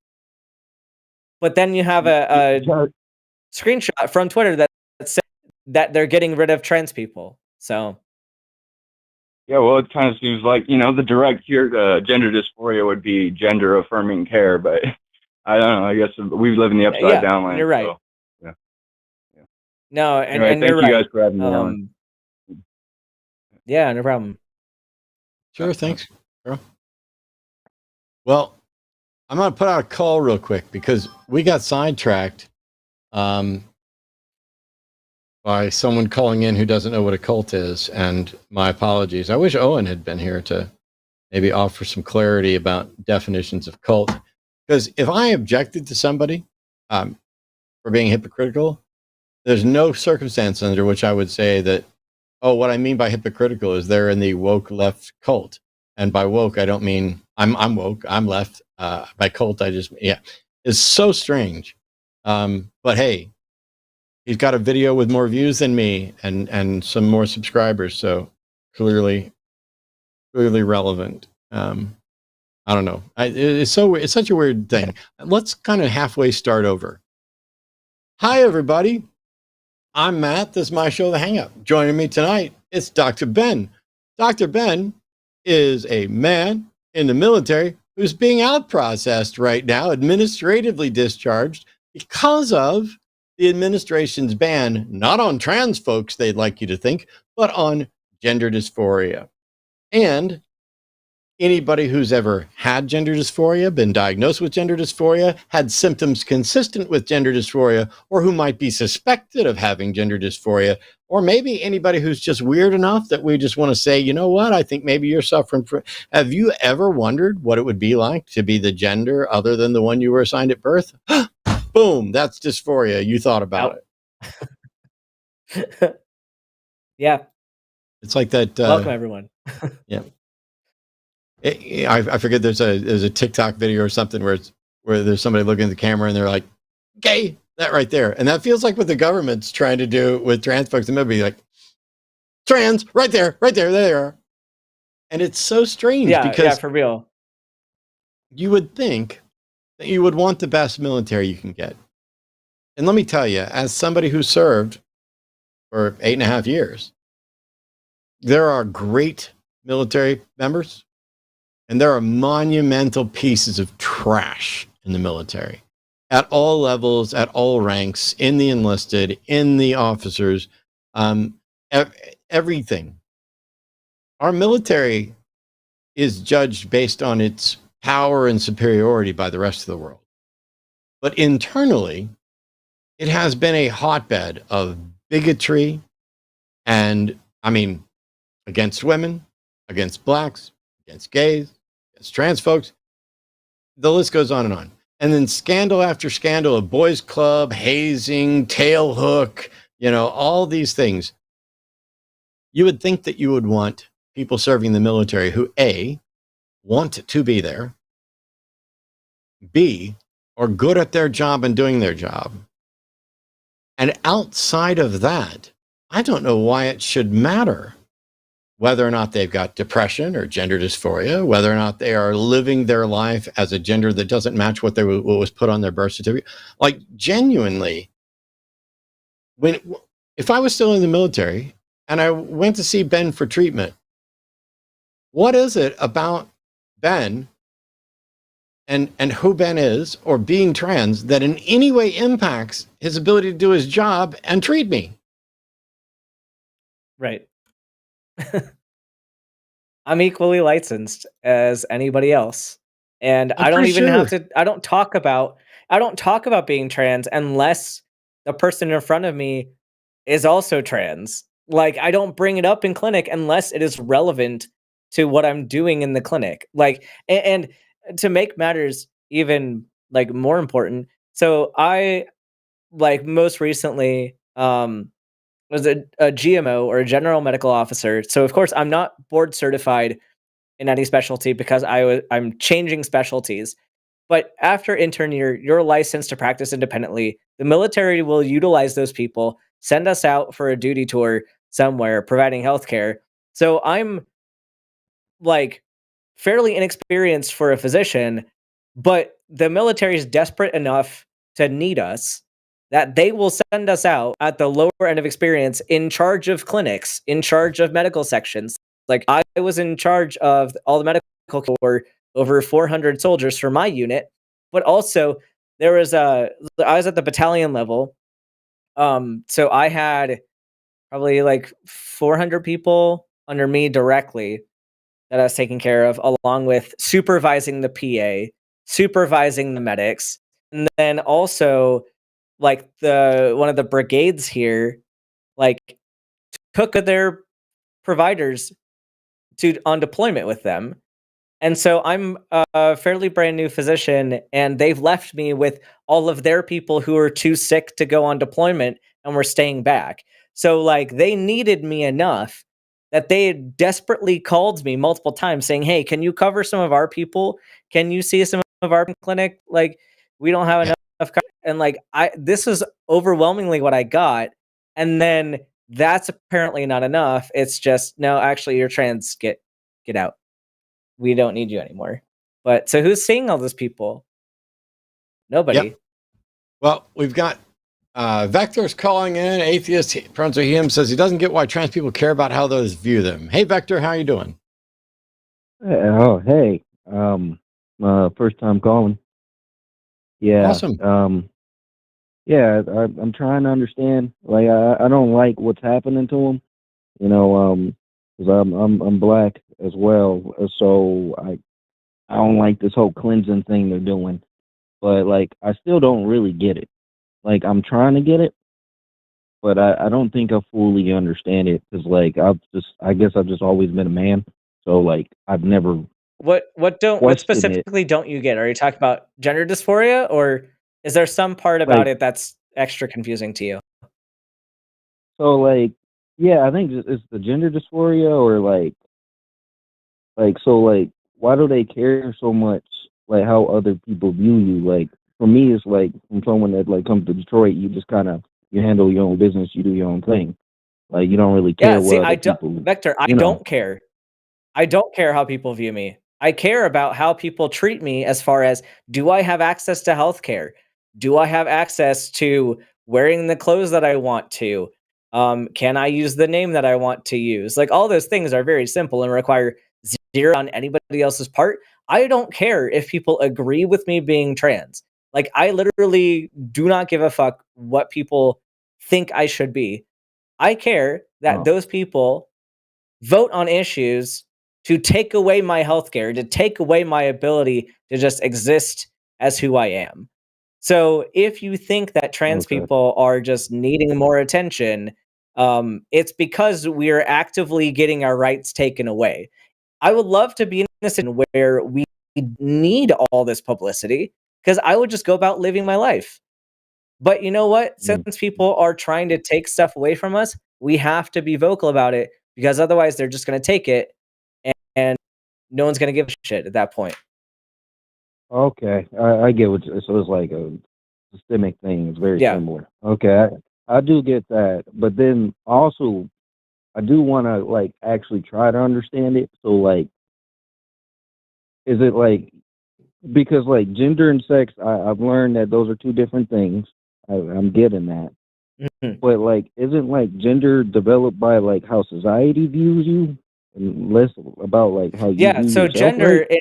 itself, there's a couple different terms that we can go over. So gender in itself is a big umbrella term, usually encompassing the sociologic aspects of how you engage with society. So of course the criteria for different genders comes from how society views reproductive roles. But ever since kind of the dawn of society, different cultures have come to what makes somebody a man, what makes somebody a woman, what makes somebody any other gender that their culture may recognize. And so it's purely how you engage with the society around you. And sure, if you were in a society that didn't use any different pronouns, didn't use gendered names, didn't use gendered language, you wouldn't see as much of a need to fit into a specific gender presentation in that type of society because it just wouldn't be as useful. But in the way that we have built our society, you have to engage with gender in some way or another. If you identify as a man and you want people to treat you like a man, if you want them to call you a man's name, use male pronouns, then you have to some extent, do gender. You have to form mask in a way that's enough for people to understand that you are a man. And the same goes for women. Um, so Oh, does okay. that kind of make sense so far about Yeah, it's that? kind of like with me, like that. I'm just trying to. This is my way of equating. I know it's not the same thing, but this is the only way I can get it. Like, I don't think black means anything. Absolutely, I don't think it. But I know other people believe that dumbass shit. So, like, I'm aware of what comes with that.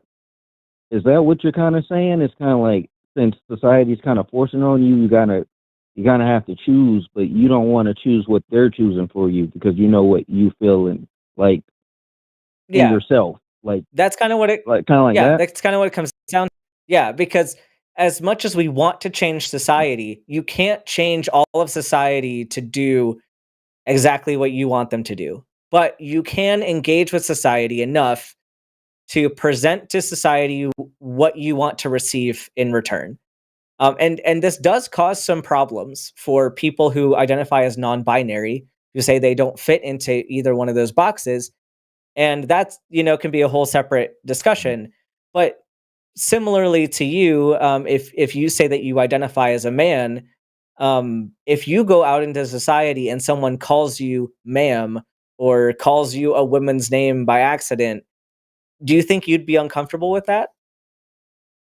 I would only be uncomfortable because of what that insinuates from where I come from. So like if they calling me a woman, it means that they're trying to hurt me. Like not like they're genuinely trying to come at me.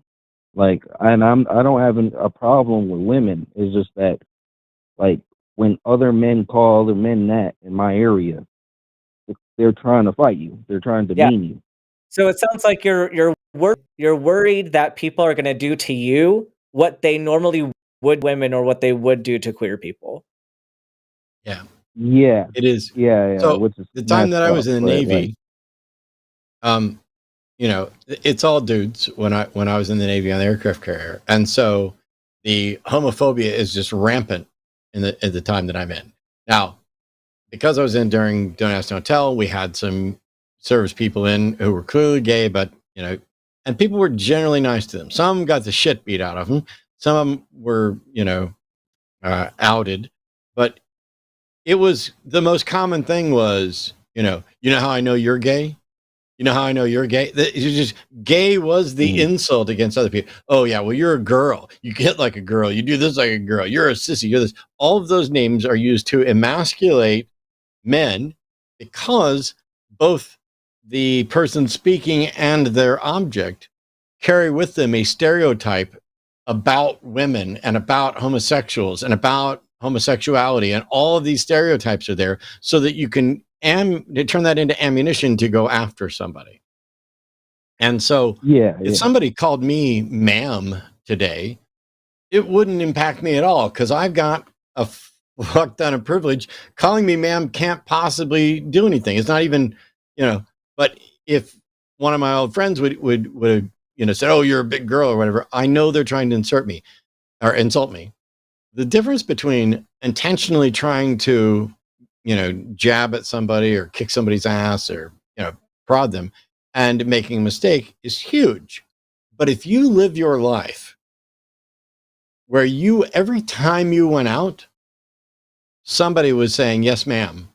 Random people that you didn't know were saying, yes, ma'am. And the government was telling you, you must dress and look more feminine and have this on your driver's license, therefore reinforcing the people who are just randomly misgendering you. That's the closest I can come to describing what to imagine what Ben and some of my other friends have talked about, you know, if I'm free to live my life authentically all the time. And I'm in a position where, you know, I don't have fuck you money because I don't have any money, but I have fuck you privilege, which is, what are you going to do? Kill me? I've already had a triple bypass. I'm living on, I'm not miserable at all. I'm thrilled that I am smarter, better looking, healthier, and everything, and still alive after a triple bypass. I'm fat, dumb, and happy, and less fat than I used to be, and more happy than I used to be. But that's where I get to exercise that. Can you imagine what it's like? And for you, perhaps you can. You know? Yeah, I think I'm getting it. Like when you said like if just everybody was just calling me ma'am, then I'd just be like kind of confused after a while because it's like waking up one day and everyone's calling you like a cow or something, and then you're like, am I actually a cow? Like, right. Yeah, no, and that's the thing, Vector, and that's the thing that gets a lot of people super dysphoric is if you wake up, like, let's take like this, and I walk outside and I have one person call me ma'am, you know, okay, it's a bit icky feeling, but you know, I can go on with my day. But you have 2, 3, 4, 5 people all saying that. You have different people saying that to you all at the same time. Wonder, what did I do wrong? Did I do something that put me into this category that I don't think I should belong? Like, do I look feminine? Do I sound feminine? Am I acting feminine? And it gets you to question yourself on like who you think you are, who you think you're presenting yourself as to other people. I kind of imagine there are lots of different analogies that you can use for gender dysphoria, but one of them that kind of sticks with me is like if you walk outside in public and let's say your shirt is like too small for you and like super wrinkly and has like a huge on it somewhere, and you're out in public, you're going to a big like work gathering with a bunch of people that you're trying to impress or whatever, like a big situation, and you can't go home and change, and no one's going to let you leave to go change, but in this shirt that you do not want to be wearing, and you have to present that to all the people around you. Like, I know that makes me viscerally uncomfortable thinking about that. If I was my boss in something unpresentable that I would not want to be caught in, I would at least want the ability to go home and change. I would try to find some way to change that circumstance and to make it manageable. And that's what gender for McCarran in this case would be like, okay, do I have something like, do I have a Tide pen in my bag? Do I have another shirt I can change? Do I iron with me? Whatever. Like, it's that uncomfortable feeling that is dysphoria. It's like, I know that there's something that needs to change. I should have the ability to change, but I don't. And the only reason I don't have the ability to change it is because other people take that opportunity from me. Now I look like this with a ill-fitting, stained, like wrinkly shirt in front of my boss because nobody else would let me go and change. Hey, Okay. I gotta jump in for a second. Yeah. No, it's fine, Victor. I don't know if Arden's seeing this or not. I'm getting choppy cutouts on Ben, and I don't know if it's on Ben's side or mine, or if it's going out live. So I just want to make sure we had that note. But hopefully, Victor, that'll answer your question a bit.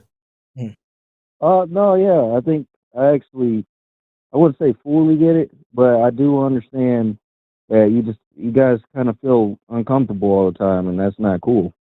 So, and then like Thanks. people are telling you what to do with your bodies, and I'm not cool with that either because my heritage. So, like if I could, well, like what can I do to help you guys out? Like I'm not really more of a physical guy, but if you guys got suggestions, I can Vector, be a part of it.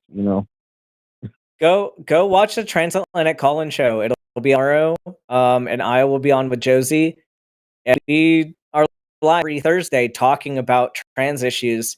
And this question that I've answered on many occasions on that show. So even just go see in Transatlantic, and you'll get some answers there. I think you're already doing great, Vector, and it's much appreciated that you're not only willing to listen, but that you're getting it. One of the things I would say you could do is when you hear people saying things that are inconsistent with what we're hearing from trans people, from medical experts, from all this stuff, you can say, "Hey, I've heard differently. Where are you getting your information? And I don't understand why this is an issue," and kind of push back on them. And yeah, listen to programs like Transatlantic Call-In Show, but just being publicly like, are you sure that's true? How do you know that's true? Why isn't it this? You don't have to get into, big debates or anything else, but just letting people know that it's kind of the same way that people have done with like racist things or sexist things in general. Once upon a time, you'd be hanging out with your friends and somebody tell a racist joke or a sexist joke, and even if you knew it was wrong or you found it offensive, you'd kind of just go along with it. And just stepping up to say, "Man, I don't think that's cool," or "Can you explain why that's funny?" Getting someone to explain why a racist or sexist or homophobic joke is funny really puts them in a difficult position to say, "Oh, well, it's funny," because eventually they're going to have to get down to saying, "Because I'm making fun of this group of people." Okay. Yeah, I could do that. I don't usually speed on because I don't want to make it worse. Because if I don't know what I'm talking about, I could make it worse, being like, "Oh, I don't know." And that's but why you can now just ask since I a know a question. bit more, I can be a little bit more vocal. Yep. Keep paying attention, keep thinking, keep asking questions, and ask them questions, and vote. All right. I appreciate you guys. Thanks, Vector. Appreciate it very much. We're going to let you go. We've got a handful of callers on the line. I want to try to get to all of them. Yami, James, Jesse, and Tom, we are going to try to get to all of you. Theists are always going to get priority. As a reminder, this is one of many shows on the Line Network. This is my show here on Wednesday night, where we have a woke left cult of miserable people joining me and trying to discuss the current events and what the administration is doing and a number of other issues. But on Thursdays is the Transatlantic Call-In Show. On Sundays, we have the Sunday Show and the Sunday Show After Dark. Mondays is Skeptalk. Tuesdays, Chewed Gum. All of these programs right here online. You should subscribe. You go to patreon.com/calltheline and linemerch.com to support the show. I'm sure there'll be polls and stuff up. But while we've got a gap in any kind of and hopefully choppiness, my connection should be better. I think it was the VPN, so I turned that off. Hopefully it'll be better. Well, we'll see. Jesse's calling from Oregon. Jesse's a theist, pronouns are him, who says he doesn't think a female can be a man. Hey, Jesse, how are you? I'm good, thank you. Am I coming through? Yep, we hear you. What is it you think is going on or shouldn't be going on or not going on? I just think that the definition of man doesn't fit into transgenderism, and transgenderism is probably its own thing. What do you mean by that?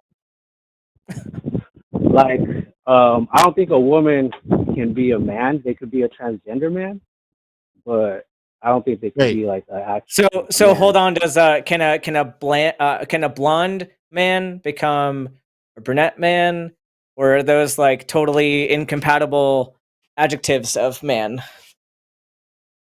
I think they're still men. They both fall under the man category. So what includes somebody into the man category? What allows you to take on that label? An adult, well, by definition, an adult human male. Okay, so break that down though. What does that mean though? What includes you in the category of male?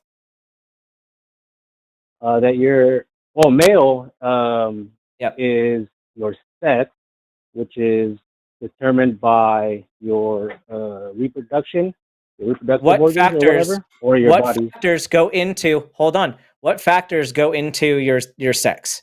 So you're going to say that sex relates to, you've already mentioned reproductive anatomy. Is reproductive anatomy necessary and sufficient to include somebody into the male category? Is reproductive anatomy sufficient? Well, I think it's that your body's. Yeah, and which anatomy qualifies you? So, like, for example, let's say if I say what is a male, it says of or denoting the sex that produces small, typically motile gametes, especially sperm. Oh. Okay, cool, so you're going with the gametes argument. Yeah, so you're going with the gametes argument. So are you going to say that gametes alone are the determining factor of what assigns you to sex? No, because it's typical. So I know there's males that can't, right? And there's females that can't get pregnant. Right. So there's males who cannot produce sperm. Right. So what if other parts of their reproductive tract do not line up?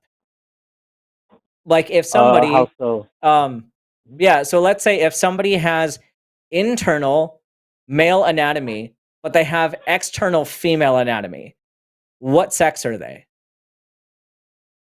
Well, I feel like they'd probably be, so I guess what is their function? What is their closest function? Are they able, do they have what do you mean by closest function? What do you mean, define closest function? So sex is determined by like your function. Either you I am aware, Jesse. Jesse, yeah, I feel like you are overly simplifying this topic, and you're talking to a medical doctor, right? So I'm going to try to keep it at your level. But there's multiple factors that go into what gametes somebody would be able to produce if they produced any at all, right? There's hormonal factors, there's anatomical factors, there's genetic factors, and those all have to be kind of in a line according to your view in order to assign somebody. So I'm giving you scenarios where they don't align. Let's say if somebody had testes, so they theoretically would be able to produce sperm, but instead of a penis, they have a vulva. What sex is this person? I think it would depend on what condition that is, right? I think doctors determine what condition you have. Does it matter? You said, no, Jesse, you said that sex is based on their ability to produce gametes, right? So again, gametes are not involved. How do you assign them? And you're going to say, whatever they're closest to, if you have somebody who has equal variation, equal parts, male and female, anatomy, genetics, hormones, if somebody is right down the middle, what factor would assign them? And I Because feel like this is where obviously, you're trying to overcomplicate it. well, Yeah. the thing, Jesse, I'm saying this because if you can have a mismatch of traits, you have to decide a hierarchy of how likely those traits would be to assign you to the opposite category, right? So if I had all female anatomy except for a penis, if you said that anybody with a penis has to be male, then none of the rest of those factors would matter, and penis would be, the primary thing that tips the scale. So if you have somebody who equally, except for one factor, what factor would tip somebody over to the opposite category? That's a good question. In real life, is there anybody who's fully 50-50? Yeah. Okay, and how do the doctors determine their sex? Usually, let me determine for one second, just 1 second. Right. Why would a doctor determine their sex? Is there anybody who has left the hospital sexless or has been undetermined by sex? Well, you're saying this is one of the only reason I jumped in for this objection is that we tend to describe someone as assigned female at birth, assigned male at birth, where a doctor is making a decision. This happens in a number of different intersex scenarios, but it also happens just every day, where when you look at someone, if they meet the normative criteria, the doctor just assigns them that way. And the thing that we're pointing out is that this is more complicated than that. You're going to have a hard time coming up with criteria. Doctors are going to have a hard time coming up with criteria. And all of this is still about sex, when gender is a separate issue from sex. But you went with, how did the doctors do it? So the question that Ben was asking you is this: if you make a definition of this is what a man is, or this is what a male is, and then you find somebody that doesn't fit that definition, what do you do? Do you say, my definition needs to be reworked? Or do you say, hang on, this is a different category? I mean, that's what we're trying to figure out, is what's the criteria? Because you say, for example, I would suspect that you think I'm a man, and that you probably suspect that I'm an adult human, or adult male human. But you don't know what my chromosomes are. You don't know what gametes I produce or would produce. You don't know anything about me other than I tell you I'm a man. You suspect that I was assigned male at birth, and I have a presentation of a shitty mustache and a bald head and masculine sort of dress. But you don't have access to my chromosomes, my gametes, my genitals, although I could show them to you if you pay me. I'm kidding. But what I'm saying is, when we determine, generally speaking in life, whether somebody's a man or a woman, we don't have access to any of those things. And yet we're still sitting here willing to consider your gamete argument, except that your gamete argument is incomplete and insufficient to defining the category you want it to. Yeah, so I guess to that I would say then you'd have to be disagreeing with the way we thought about it for a really long time and the way it's still defined. I mean, Jesse, do you know who also disagrees? No, you know who disagrees more with Matt than with you? Every medical organization in this country. How so? As far as are you going to tell me? Are you telling me, Jesse, that you disagree with the American Academy of Pediatrics and the AMA and the AAFP and the ACP? Do you just disagree with them? As far as the definition of sex or male? About how we're going to, what is useful for us to define it as, and how we're going to continue to define it. Because it sounds like, Jesse, like if you want to go toe to toe with how the medical community finds this useful, you better bring some more evidence to the table other than things that we're already clearly debunking. I don't know if you're aware, but these arguments are what we hear on a daily basis, and the medical community has been addressing these over and over and over again, which is why we have such big questions like this. Like, I took embryology in medical school. We're all required to take it.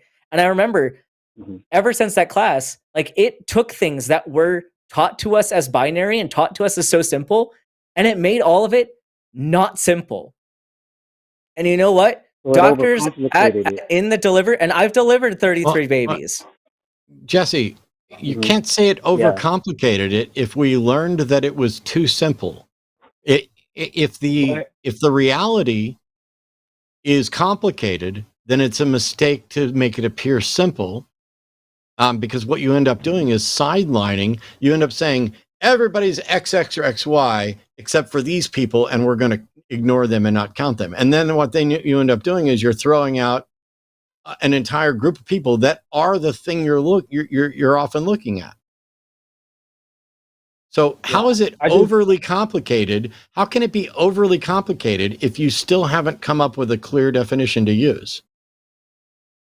2 points. I would like to get your definition. And another point is I feel like I've been cut off a couple times when I'm trying to kind of work it out. But I'm cutting you off so you don't smuggle in points that you shouldn't be smuggling in. We should take it one point at a time. Yeah, I just feel like the definition works except for in cases of abnormalities. But us as a species, abnormalities, Jesse? What would you say to those people who are abnormal? Are they men or women or neither or both? For the most part, we can determine, and it is determined. Like I said, No. I'm not a doctor who does it. No. You said you literally did the thing that I warned you about. That people will say everybody's XX or XY except for the outliers, and we're going to ignore them. And then right after I got done explaining that to you, you said that we can tell except for abnormalities. You just changed the language to be abnormalities. Well, let's say there's 1% of the population that are abnormalities with respect to your definition. What category do you put them in? Abnormal. Cool. Yeah, Jesse. I just want. Go ahead, Ben. I just want to laugh at the fact that you made all these statements and then hid behind the statement of, but I'm not a doctor. So you know what? I am one. I'm part of the group that makes these decisions for people. I'm part of the group that makes medical decisions on behalf of patients with regard to this so-called like sex difference that people want to be all up in arms about. The things like all of this comes down to, Jesse, does healthcare at the end of the day, if I'm going to be a good physician, do I make a decision about the person in front of me, or do I make a decision about what broader category they should meet criteria of? I don't know what you mean. If I have a person, like let's say, okay, so thyroid disease, specifically something like Graves' disease, which is overactivity of the thyroid, an autoimmune condition, it affects roughly the same amount of people as are trans. If I have a person who comes into my clinic and says, I need medication for my thyroid disease, and I say, no, actually, that's super rare and you're just abnormal, and then I refuse to treat them, is that good or bad for me as their physician? I feel like this is a misleading question because it like makes them. It absolutely is not, because what you're doing, Jesse, is you have taken an abnormality, so to speak, and saying that essentially we should throw them out and like disregard them as part of this question. But if it comes down to the utility of sex, which a lot of people in your position would go to, is, if there's a medical issue, are you going to treat them as a man or as a woman? And I'm telling you, if I have someone who has thyroid disease, should I treat them as if they don't have thyroid disease? Because that's an abnormality and it's not the majority. That'd be dumb, right? We treat abnormalities. We do. For sure. We do. People have abnormalities. Almost everybody has some kind of abnormality. And our point is, you can't disregard exceptions because you don't like how they don't fit into your binary. That's the whole point. You have to acknowledge that there are exceptions. You have to acknowledge that there are exceptions. Yeah. I feel like I've hardly had the chance to speak, but if I could ask, like, what is the function of life? right? According to an atheist. That is not a relevant view. question to this. That is Yeah, not relevant so to this function is conversation. The function is to reproduce. It's to reproduce. No, Jesse. So sex Jesse. is based on Jesse. reproduction. Yes, it Jesse. is. Jesse. No, Mhm. the function of Mhm. life is not to reproduce. You may think that the function of life is to reproduce, and you may choose to reproduce, but some people aren't capable of reproducing, and some people don't want to reproduce, and their life is just as valid as yours. Mhm. Look, Google. The primary biological function of life is to survive and reproduce. I'm sorry, Jesse. I don't need to Google, and I don't need to know what you think your God thinks. But the purpose of my life has nothing to do with reproduction. Biological Right, but life we is evolved. But we stop evolved, talking. Right? Biological life can reproduce, but you are asserting that reproduction is the purpose of life. That is simply not true. That is an opinion about what you think. Life isn't an entity. It isn't an agent. It doesn't have a goal. Life just happens, and evolutionary principles guide the selection criteria by which it either continues or ceases. But you seem to be saying that life, the purpose is reproduction. Well, that's not the purpose of my life or somebody else's. But yes, biological life reproduces, and that still happens amongst trans people as well. Yeah. So sorry, I kind of jumped in because I felt like I was getting cut off a lot. But yeah, I feel like if you have an atheistic view and you believe in science, and science says we evolved, then we evolved to reproduce, and that's what our bodies show. No, Jesse, science doesn't make proclamations about goals or purpose. Evolution has no goal and no purpose and no guide. I'm following the science. The science does not tell anyone what the purpose of their life should be. Okay, I guess we just randomly reproduce. Fine, I could. No, I could leave that's that not. point, but I still, Jesse, you're not listening or thinking. Listen to me. The reproduction isn't necessarily random. Biological life reproduces, but no individual biological life needs to reproduce, nor need it be the purpose. You can't speak about life broadly as this is what life is when we're talking about life of individuals, and we're talking about gender and not sex. And even if we were determining what someone's sex is, that's independent of whether or not they have a purpose to reproduce. but we were talking about sex. You asked me to define male. Is someone a male even if they have no purpose to reproduce? But their body is develops. Someone a male? Is someone still a male even if they do not have a purpose to reproduce? That's a yes or no question. Depends. No, it's not a depends. Is someone still a male if they do not have a purpose to reproduce? Yes or no? No. And it's a misleading question. So you're saying female organs. You're saying be a male. When I say yes or no, that's the only fucking word I need from you so that I can continue with the next thing so that you might learn something. Because you just said that anyone who does not have a purpose to reproduce cannot be a male. That's pretty arrogant of you, considering you've disagreed with. Okay, I'm going to mute you. I don't need you to tell me whether or not I'm arrogant because I don't care what your opinion is. You are factually wrong. You painted yourself into a corner.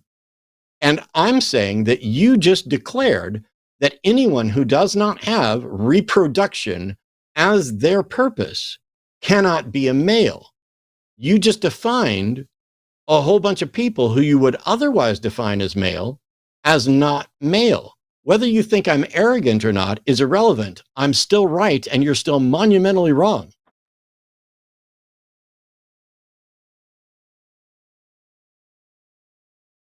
Hello? Hello? Yeah, I'm just pointing out your arrogance to the listeners, not to you. Oh, sure. Honey, can we put a poll up for whether or not the listeners think it's more arrogant of me to be explaining how things are, or more arrogant of this person to fail to answer questions and then whine about how I'm arrogant. Let's put that poll up. Jesse, do you have anything else? By the way, Jesse, you do understand that trans people aren't claiming to be cis, right? Good. They should point out that they're transgender. That's fine. No, why? Jesse, don't call yourself a male. Jesse, trans people aren't claiming to be cis, correct? Correct. Cool. And so now in that statement, you've acknowledged that there are trans people and there are cis people, and trans people aren't claiming to be cis. Trans people aren't claiming that they have gametes that are different than their gametes. Trans people aren't claiming that they have gonads or reproductive organs or any of the things different from what they actually have. What they're talking about is the biological, sociological, psychological intersection of their gender identity. That's fine. And their gender identity would be a transsexual or a transgender, not a man or a woman. No, because see, trans is an adjective. So someone who may have been assigned male at birth, but is a woman, is a trans woman.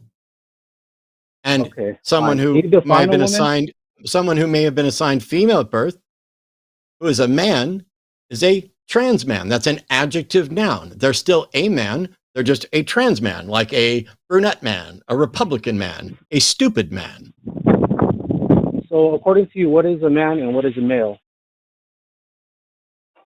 I'm fine with adult male human for what is a man. Okay, nice. I agree. What's a male? Oh, I'm fine with the notion that male is a complex assessment of both your primary, secondary, and tertiary sexual characteristics in the context of societal constructs related to gender.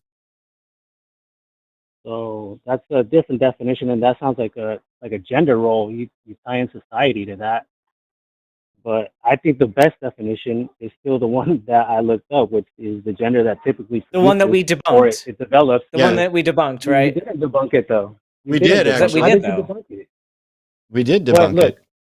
Okay, let me try to steel man your argument. Jesse, is there anybody? Is there anybody? Okay, so with your definition, cut off a lot. Yeah. Yes, you do. Because you don't answer questions and you keep talking. So is there anybody, like if you were to take your definition, like Matt was trying to get you to say earlier, are there people who normally would be men that are no longer men based on your definition? Right? Does everybody who is a man fit your definition of man? Or is there anybody that is at risk of being left out of that definition because, you know, of what we already mentioned? I don't know. I feel like I don't even understand the question. So going back to our examples, so somebody who says I'm a man but cannot produce sperm, is that person a man? Someone says I'm a man, but they cannot produce sperm.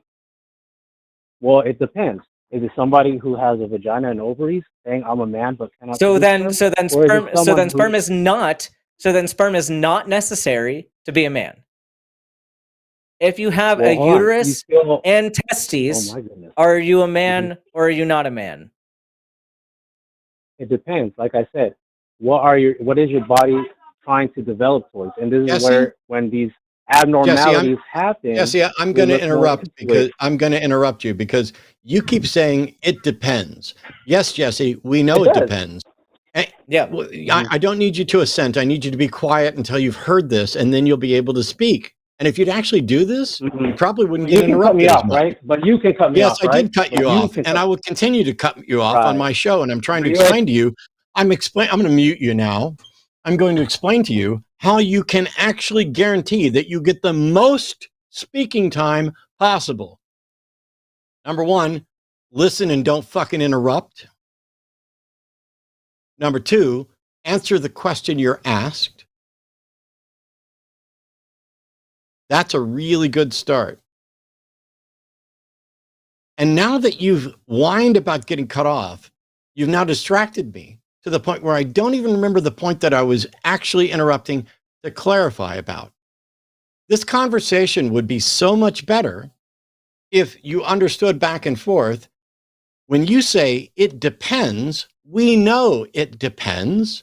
We're asking you what it depends on. So when we're seeking clarification in your definition, we're doing it so that we can show that your definition is either complete and correct and captures everyone who is a man within that definition and everyone is a woman within that definition, or that it has holes in it.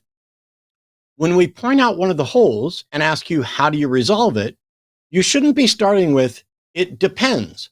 We already know that. We want you to tell us what it depends upon. What is the criteria that you overlooked in the first 5 times you tried to define this? So let's try it again. I'm going to unmute you now. Hopefully we won't have to interrupt you. What does it depend on? So again, it depends on what sexual function your body was attempting to develop or has developed the most. Jesse, but the problem is, and I'm getting tired of this conversation because I've already told you where that function disagrees with itself. Because, Jesse, does it require more than one trait? Does it require more than one trait to have reproductive function? If the main trait fails, we do have to look at other traits. Yes, if the main trait fails, so what are those? So what are those? That is what I'm asking. I'm asking for specifics. The main trait, yeah, because I answered it. The main trait is to produce sperm. Jesse, when you've mentioned these things, you've mentioned things, and I've given you examples of where they may contradict each other. And it sounds to me like you don't know enough. You don't know enough about this. You're not going to get to speak again for the rest of the show, but I'm going to mute you now because you just interrupted Ben with more of your whiny little bitch stuff about I feel like blah blah blah. So we're asking you what are the list of criteria, and we're doing this for a very important reason because we know more about this than you. We've been doing this so much longer. It's the reason you're calling in. Nobody gives a shit what Jesse's opinion is that he just fucking Googled and looked up and has put no thought into it. We're sitting here pointing out that, yes, this is a complicated subject, and people have spent lifetimes earning degrees and interacting with experts in countless fields to point out that your simple definitions are insufficient, and so they get expanded. And we recognize all kinds of things. I would bet money right now, Jesse, that if we were to start asking you questions about what's complete androgen insensitivity syndrome, what's Klinefelter syndrome, what happens when you get the SRY gene on a Y chromosome, what happens with you when you have someone who's producing male levels of testosterone, sperm, and has undescended testes, what happens if you get someone who generally, once upon a time, would have just been described as hermaphroditic because they get the actual reproductive organs of both of our normatively sexually dimorphic species. All of these things go into the complexity of sex, which is still not a simple binary. Human biological sex, the chromosomes, the gametes, not a simple binary at all. And yet sex is still distinct from what we're talking about with gender. Someone talking about being a trans man isn't, as I noted, misrepresenting their gametes, their genitals, their any of that stuff. They're not representing their chromosomes. Matter of fact, most of the time, I bet that you literally have no idea what the chromosomes are for anyone you've ever been in a relationship with or shook hands with. You guess at what you think their chromosomes are and what their gametes are by their presentation. And if somebody comes up to you, and you have no reason to suspect that the gender they are presenting as is anything other than their actual gender, which you, in your limited oversimplification, would just say, oh, I just assumed you had always been male and you were assigned male from birth and that you fit into these buckets. That is about you and your baggage trying to put people into your oversimplified definition. We're pointing out, and apologies, we're using you as a foil because you're not stupid, but you are ignorant. You don't know enough about the subject. And so Ben has been sitting here very nicely every time you give an answer, asking you the follow-up question that exposes the flaw in the first answer. At some point, you just end up putting up a wall saying, okay, this far and no farther.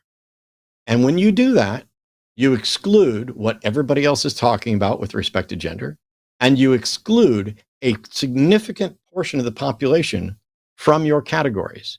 And all of this is irrelevant because you have no expertise. Your opinion about what gender is or isn't is irrelevant. What gender somebody is or isn't is irrelevant. And what sex is or isn't is irrelevant. Why do you care what gender either of us are, what sex either of us are, what chromosomes or gametes either of us are? That's your last thing. Why does this matter to you? I don't know if it's a tactic to like cut me off and then go on like long spiel. Oh, okay, Jesse. I'm sorry. I made myself a liar because earlier I was frustrated enough to say that you weren't going to get to speak anymore in the show. And I decided to be the nice guy and rethink it. It's not a tactic. And I'm sorry that you did not learn a fucking lesson or any humility. So now the final question that I was going to ask you, which is, why does any of this matter to you? You're not going to get to answer. As a matter of fact, you're not going to get to answer anything else. Because when you come across someone and you're not sure whether they're cis or trans, mind your own fucking business. When you come across someone and you aren't sure what their gender is, you may say, hey, oh wait, mind your own fucking business. There's no reason any of this should matter to you. And there's no reason that anybody should give a shit what Jesse has to say about any of it. So goodbye. Okay. I don't know if this is a tactic or not, but if every time I take you off mute, you whine instead of actually engaging with the subject, that seems like a tactic to try to spin me up and avoid actually answering the question. And let me tell you, I've gotten a lot better about who's going to spin me up and when and how I deal with it. People are going to start seeing some changes. But at the end of the day, you're calling us to learn something or to defend something. When you try to defend it and Ben pokes holes in it or I poke holes in it, you need to go back to the drawing board. If you're going to learn something, you need to shut up and listen. But at the end of the day, what you think about somebody else's sex or gender, nobody should give the flying fuck about. And I don't know why you do. And yet, because you know what? I've never called into a show to talk about whether or not I think Superman is more powerful than Spider-Man. Those are things that I know for me aren't real. Somebody out there does. I've never called into a show to talk about whether I should be in Hufflepuff or Slytherin. If you view the gender discussion as if it's fictional and imaginary, I don't know why you're calling in to say anything other than I think this is fictional or imaginary. But if you recognize that it's not fictional or imaginary, which you did implicitly by recognizing that there are trans people and there are cis people and that trans people aren't claiming to be cis, then that sidelines your entire this is a fiction argument, and we must now be talking about something real, which means we have to define the terms. And if your definitions are insufficient to the task and ours are better, even though we may find new and better definitions tomorrow, ours win. All right. I saved this call here. There's two people left I want to get to, but James is calling from Illinois. Pronouns are him. James, an atheist in the military, in the medical field. James, welcome. Hi. Holy crap. I feel famous now. Spider-Man is cooler, but Superman is more powerful. I just wanted to say, Dr. Ben, that, I didn't really have anything to like ask or anything, but I'm on your side, and I have a lot of friends that are impacted by this decision, and I hope everything works out okay. And if there's some kind of cause that I can help support, I'd be happy to. But I just, for what it's worth, I feel for you, and I wish things weren't how they are. And I'm retiring as soon as I can because of all this bullshit. Yeah, thank Yeah, you so much that's for really your all I have. support. Yeah, there are quite a few organizations that are working to fight this ban. One of them is Sparta, uh, spelled just like the Greek city. But it's an organization for military trans folk. They have several people that are working to fight this ban. There's also other organizations kind of doing similar. So I'd recommend, if you're interested in helping out with any of that stuff, go support these organizations. They definitely could use some funding. And also, if you're at events near anything that's going on, speak up, call your legislators, be active and all that. Awesome. Thank you. I appreciate it. Well, James, I also want to say thanks, because you waited on hold for almost an hour just to state your support, which was incredibly kind, considering what you had to listen to on hold. No, it was fun and totally worth it. I guess I'm kind of nervous. I don't really know what to say, but I did want to say, Matt, you're a gay homie, and Cool. Jimmy, go fuck yourself. There you go. Sweet. Thanks, James. I love you guys. We love you too. The Your Gay Homie has really taken on a life of its own. But it's so funny. And what's been most fun, we got one more caller I'm going to get to in just a minute, but what's been most fun for me is the people who think that would be an insult, and hearing them describe what the imaginary version of me in their head gets up to with regard to sex stuff is amazing. Like, there's a version of me living in these people's heads that's having all kinds of wild, crazy fun. It's just, thank you. Other maths out there in people's heads, rent free, fucking anything and everything that moves. Good for you. All right. Final call for tonight before Super Chats. Tom is an atheist from Oregon, calling in to say he doesn't understand what a trans person believes they are. Hey, Tom, how are you? Hey guys, thanks for taking my call. You're in luck, because I can't answer this question, but my friend here can. Oh, perfect. Well, I'm looking for an answer. Cool. What's the question? So much like not the last caller, but the prior callers, I will be fully transparent. I am coming from a point of ignorance. I don't fully understand it. I'm just trying to understand it. For me, it's not necessarily trans people. I mean, first, it should be said, everyone deserves respect. I respect your pronouns, and however you identify, totally fine. Not a big deal at all. For me, it's more about the logic and the language behind it. So, like, for me,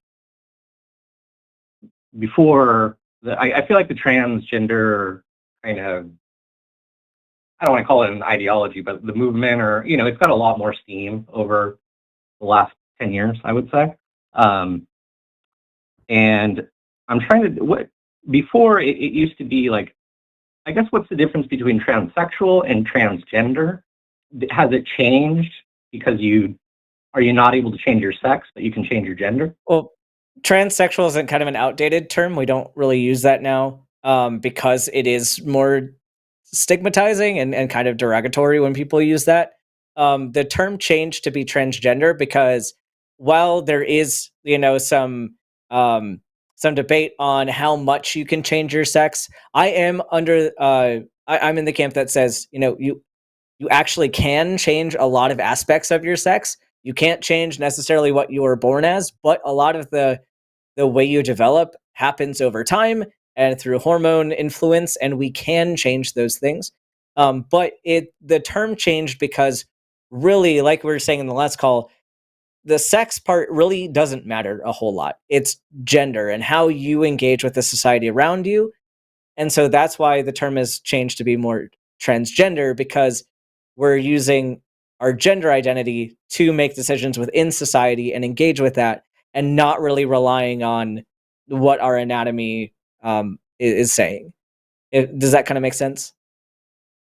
Yeah, absolutely. And then I guess this is going to be a dumb question. Are gender identity and gender separate? Are they the same Yes. thing? They're similar and they're They are separate? overlapping. Yeah, I would say that they're separate. You might have some disagreement from different people, but I use the terms differently for gender being the sociologic side of it, of how you engage with society, within gender norms, within gender roles. All of those things fall under gender itself. Essentially, gender is a performative thing. At the end of the day, you do gender in order to interact with society. However, your gender identity is your sense of self. So we're talking psychology as opposed to sociology. And this is less related to how the other people around you are and more about what is your sense of self? Who are you? If someone were to ask you, who is Tom? That's what gender identity is. And so I can ask you a couple of questions here, Tom. Would you say that you identify as a man? Yes. What makes you a man? I'm an adult human male. So let's just make the assumption here that you're talking about your anatomy aligns with what we would usually assume to be male. Is that kind of what you mean by you're an adult male? Sure, yeah. If you lost any of those characteristics, I'm sorry, repeat it one more time. Your anatomy aligns with male anatomy. Is that correct? Is that what you're saying? Correct.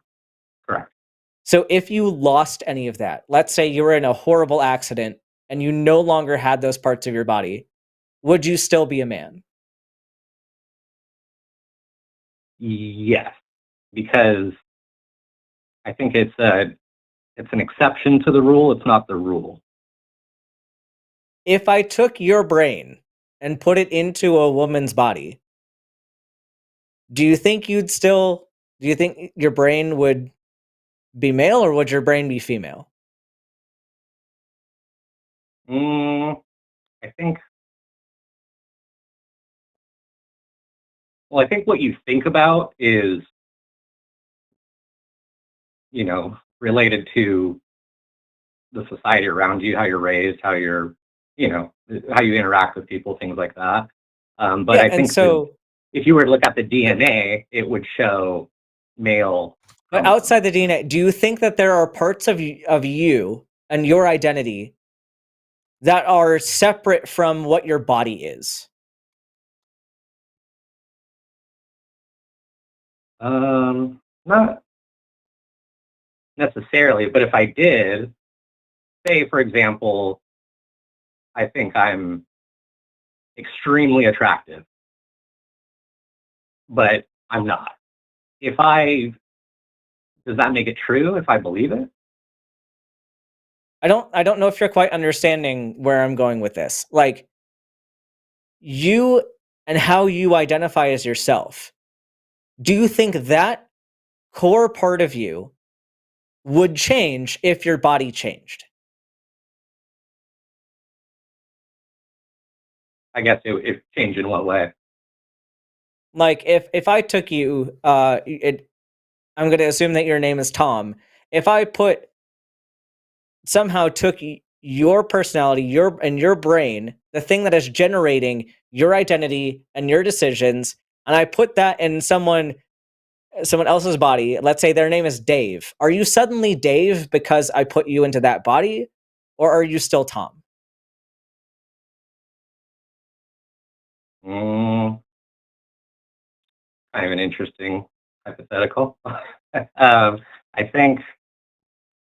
guess I would still, I feel like society would know me as Dave, but in my head, I would be Tom. Right. Okay. So there's a disconnect between who you are and how society views you. That's the difference between identity and how you present outwardly. So if you take that analogy, like you being Tom, that is your identity. That is your sense of self. And that's similar to when a trans person has their sense of self being something that does not align with their body. And the way that a lot of us would view it is that your identity is more you than what your body is doing. And so if we have to assign a hierarchy or a preference for which one we're going to say is more you, we're probably going to say it's the person that emerged from your brain. Would you agree with that? Okay. I guess so.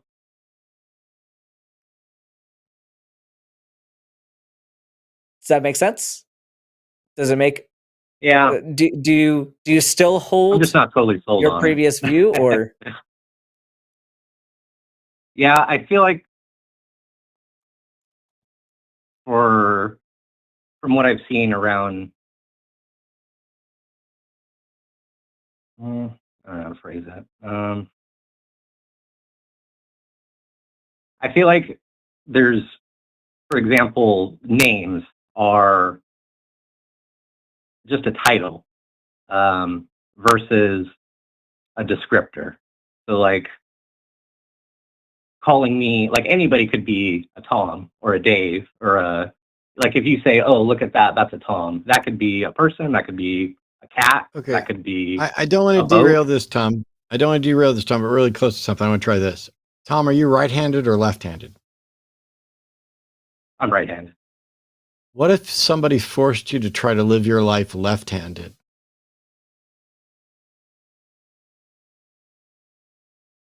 You could learn to write with your left hand. You could learn to fake right-handed it, and left-handed but are you the would same as still gender. be, but you would still be right-handed even if somebody forced you to write left-handed, right?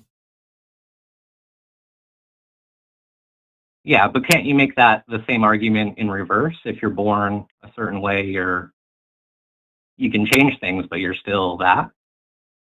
Well, if you're right-handed and you cut your right arm off, are you still right-handed? Well, no, because you don't have the arm anymore. No, you are still, hand. in fact, right-handed. Right-hand dominance is not about if your right arm's in a cast, if it's been removed, if it's no longer functional, if it's dead. From a mental standpoint, you are still right-hand dominant. And there are people who are right-hand dominant, left-hand dominant, right eye dominant, left eye dominant, ambidextrous, and you can make shifts, but you are right-handed even if your hand gets cut off. Fair. But what if I said I'm right-handed and I use my, what if I said I'm left-handed but I use my right hand? Well, you saying you're left-handed, you saying you're left-handed, I don't have any way to verify whether or not you're telling me the truth. Like Ben tells me he's a man. I don't have a way to peer into Ben's head to find out if he's lying. But I don't have that for anybody, whether they're cis or trans. And it doesn't matter. But and like in the case of the handedness issue, like if you are doing something to disadvantage yourself and to be uncomfortable, that is on you. We're going to do our best to, help you, find the most comfortable thing for you. But at the end of the day, trans people are not intentionally doing something to make their life worse, even though coming out as trans does make your life a whole lot worse in terms of interacting with society. But it feels more consistent with who I am, like, as my sense of self. Like, I know who I am as a person. The way that I present myself to society aligns now with who I believe that I am. And it's something that, like, handedness is not consequential unless you make a big deal out of it. Like, if you're saying you're left-handed and you write with your right hand, I don't really care. I don't really care either way. And that should be the same thing about trans people. Like, if I'm lying to myself about whether I'm trans or not, even if that's the case, it should not matter to you because I've only done something for myself in that case. And I'm the only one who can say, yes, I am, or no, I'm not. That's fair. I guess for me, it's more about and you've probably heard this before, like the more of the objective truth about it. just like saying you're something doesn't, the objective I truth. could feel No, a the certain type objective. of way. It does not matter, because so objectively, our society has come up with men, women, and now we're finally starting to acknowledge non-binary people. But the objective truth is, like we mentioned in previous calls, I'm not claiming to be cis. I'm not claiming something that isn't true.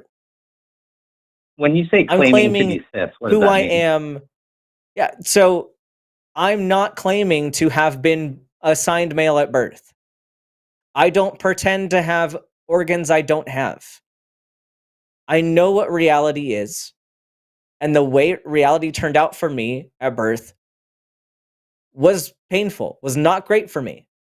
And now I have reduction of symptoms by living authentically and by having gender affirming care. So the mental masturbation of like, how far does this get, is not important, because ultimately none of that matters, and it should not matter to you. What matters is that we are reducing human suffering by offering gender affirming care for people who need it. And on the handedness thing, this will blow your mind. It is possible to be born with a mental right hand dominance, even if you are born without a right hand, because those things are independent. You don't have to wait and lose it in some fictional thing. It is entirely possible to be born with a non-functioning right limb and have your brain be wired such that you still have right hand dominant when functioned that way. If instead, what the gender critical people are doing is saying, nope, everybody's either left-handed or right-handed, and the way you tell is by which hand picks up the pen. Well, first of all, not everybody is either right-handed or left-handed. Some people are ambidextrous, and some people are ambidextrous to varying degrees. But also, which hand you pick up a pen is a really bad assessment, because it's possible to be right-handed without having a right hand. And it's possible for that to be true, whether you were born with it or lost it. So when they're trying to come up with this criteria to get down to let's do the simplest version of a natural essence of what it means to be right-handed or left-handed, or a natural essence of what it means to be a man or woman or male or female. What people are saying is, I understand your boxes. Your boxes are incomplete. I don't fit into them. And when we first hear that claim that I don't fit into them, we are warranted in being suspicious. What's going on here? Is this a lie? Is this a mental aberration? Is this some defect we don't understand? That's what happens when society is first introduced to the notion that there are people who are trans. At this point, we're well past that. We know that trans people are real and exist. We know that they have a complex architecture of psychological conditions. I don't mean defects, but I mean, predispositions, etc. And that there are different mental health issues associated with those things. There are different quality of life issues associated with those things. This is all real. And so now we're no longer sitting here going, hey, this person's telling me they're right-handed, but I've watched them write with their left hand. Are they a liar? We're beyond the state of, is this even a real thing? We're now at the state of, we need to do our best to make sure that these people don't fall through a crack because they are the outliers in statistics, that these people and their rights and their dignity don't get sidelined because somebody thinks that you're right-handed or left-handed, whichever hand picks up your pencil.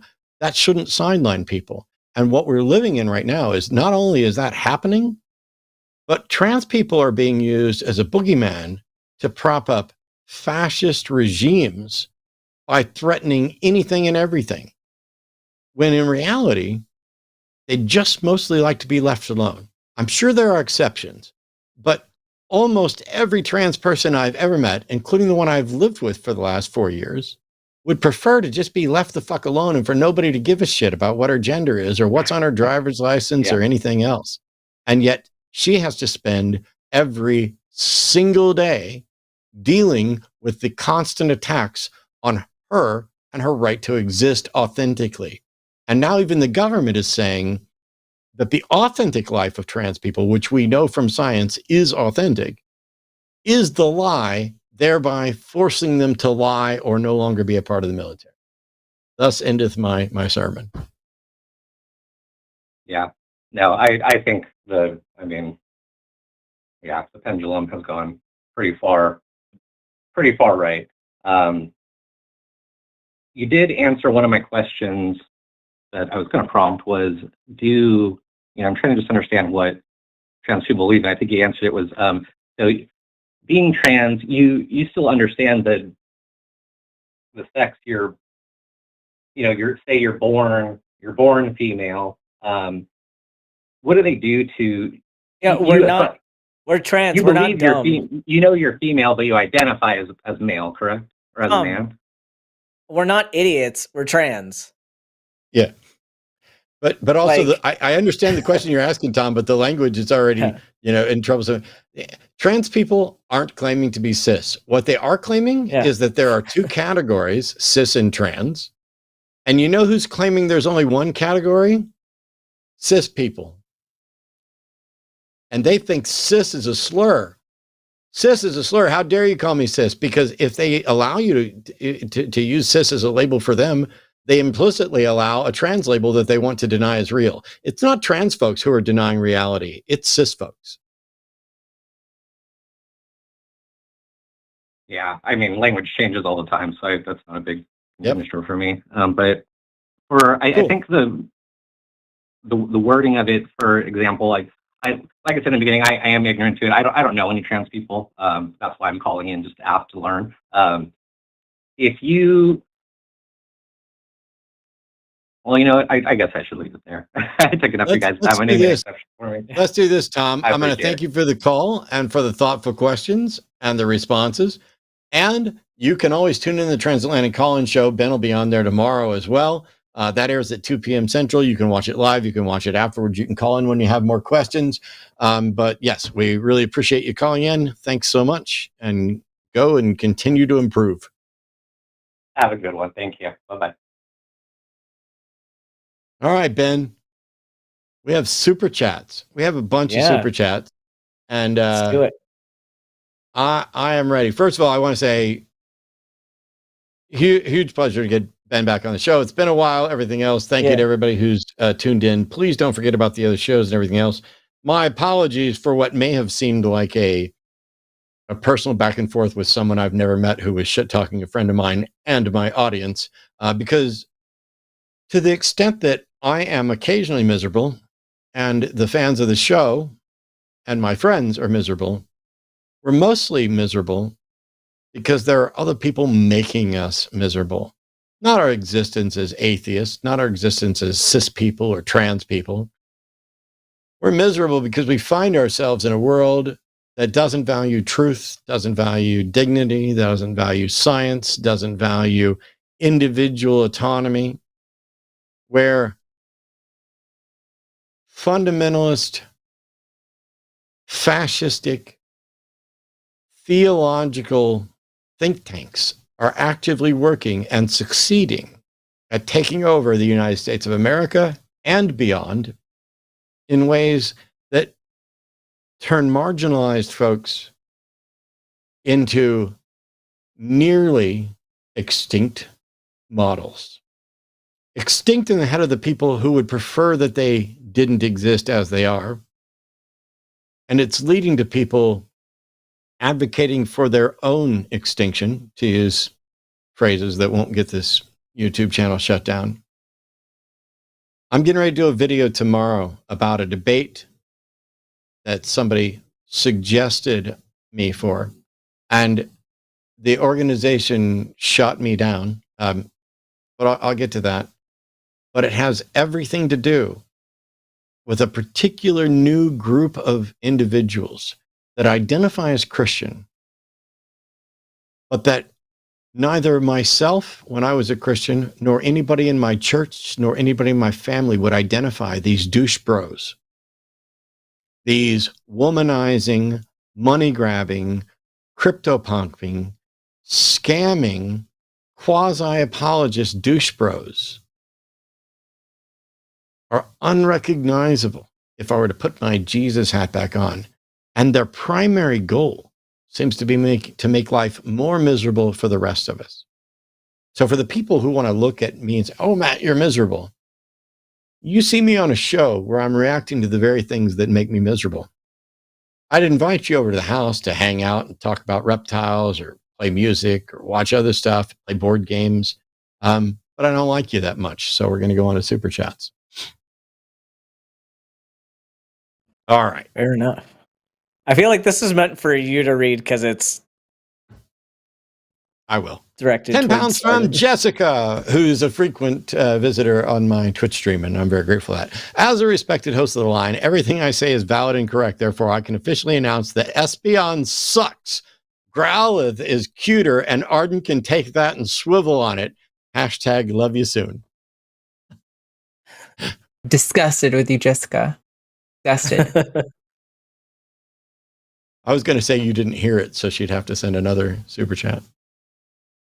$9.99 from Greg Markowski. I've been listening to a wonderful brass band called Brass Against. They play mostly covers of Rage Against the Machine. It's not as odd as you think. Powerful. Love them. Check them out. This is probably the time that I mentioned that I bought on Temu. I bought a baritone horn for like $220. And so I've been playing Pirates of the Caribbean on the back patio just with my little tiny tuba, and it's been great. So yes, I will go check them out. Thank you so much, Greg. I'm going to check that out because oddly enough, that is something that would interest me.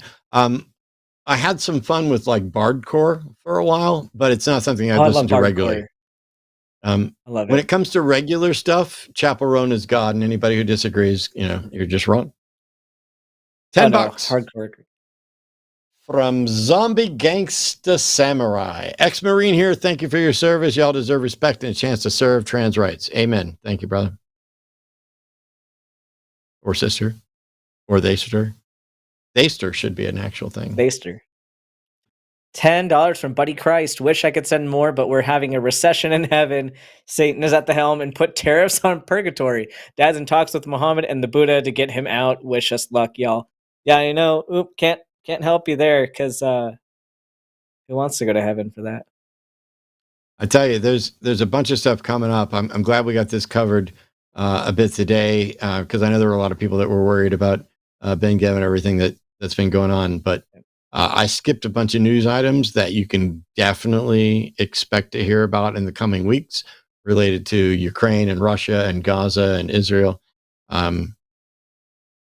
This world's a mess right now. $10 from Joshua Everett. Wow, I'm sorry, Joshua, your last name reminded me of something because I've got Navy stuff on the brain. The individual that we kicked out for being gay in the story I told, his best friend, his first name was Everett, and another good person in my division that I missed. Dr. Ben, you're so well loved by so many of us. This entire administration makes me angry. You're worth 1,000 of any of them. I think you're aiming a little low. I've seen the incompetence in this administration, and Ben is worth like 100,000 of most of them. It's okay, I'm getting out. $5.99 Canadian from Mistress Olive.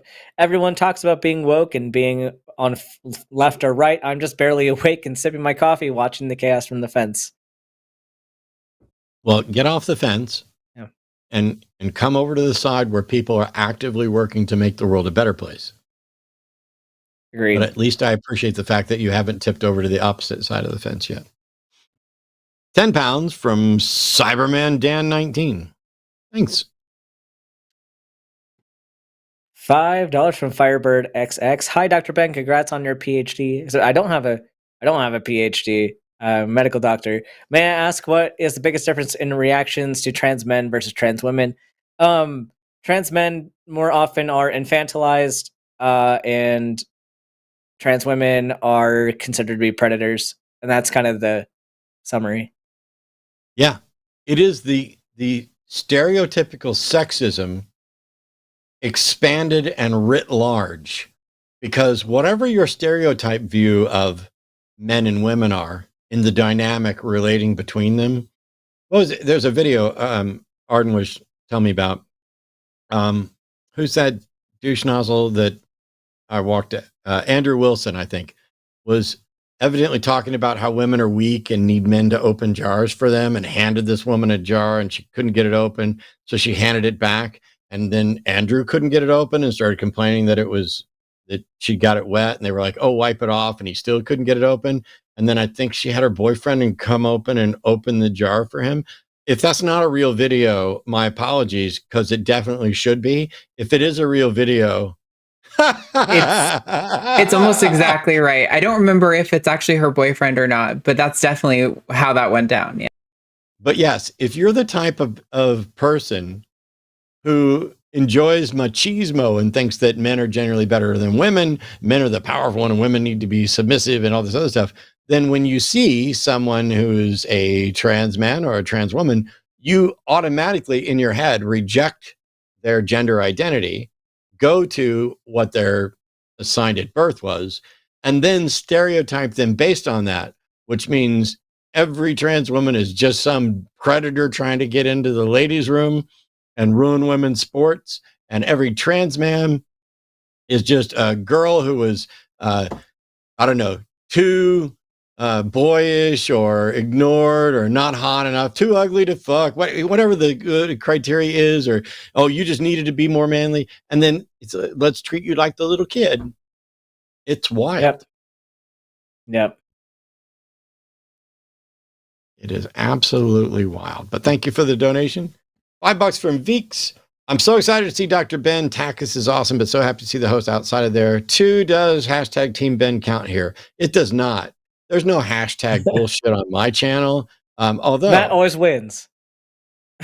if you guys want for me and the co-host to force us to do a 1-minute defense of some outrageous proposition, I'm not opposed to it. I don't want to steal TACIS's gimmick, but I'm like, if we did it like once or twice for fun or something, I would defend ridiculous things for lols.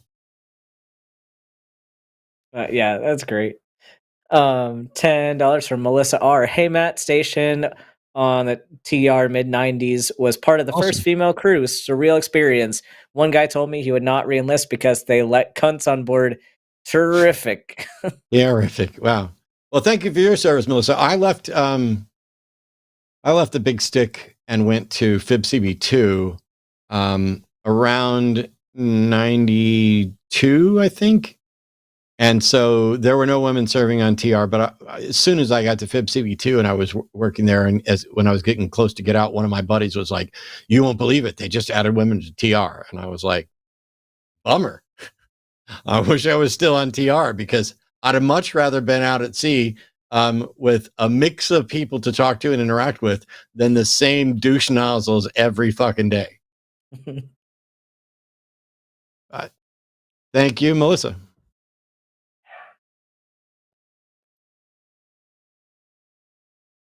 I think this one for you to read.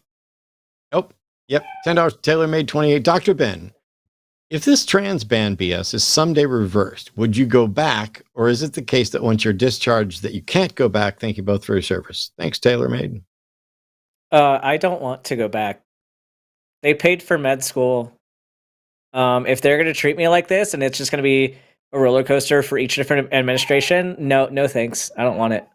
I'll make more money on that side.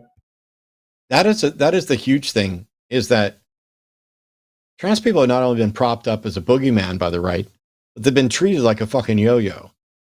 Where when your basic rights to hold a particular job and serve your country, sacrificing your own rights and risking your own life for the betterment of your country, when your right to do that toggles depending on who's sitting in the Oval Office, what kind of fucking world are we living in? We cannot have rights toggling left and right based on the whim of whichever dude is in the office. And I'm convinced it's going to be a dude till I'm dead now. I was really hopeful that we were going to not get a dude in there, but I think it's going to be dudes from here on out. Unfortunately, $9.99 from Daniel. Here are my woke cult dues. Yeah, you pay your dues here to Matt. And another $10 from Daniel. Good to see you, by the way, man. I appreciate you. Why do I define my self-worth by the perceived feelings of others? Because we're social creatures, and probably the biggest fear we have that is universal is ostracization. And so how others view you is a constant reminder of your risk of being ostracized, your risk of being othered. This is probably one of the biggest things. And granted, I'm in a tiny little group here, in the atheist community, 13, 14, 15% maybe of the population. I'm at risk of being othered more than ever in my life. But Arden's down the hall at the risk of being othered in extreme ways every day. And so is Ben. What the government is doing is othering trans people right in front of us. And everybody's saying, oh, yeah, it's not the end of the world. That's why you care.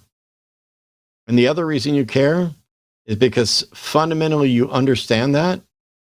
And it's the people who don't understand that have the false privilege of acting as if they don't care. And when they wake up, when they get that red alert, what do? They complain about cancel culture because they didn't expect that there would be consequences for what they say. Well, I got news for you, motherfucker. There are consequences. And the consequences from this guy won't stop until I'm dead.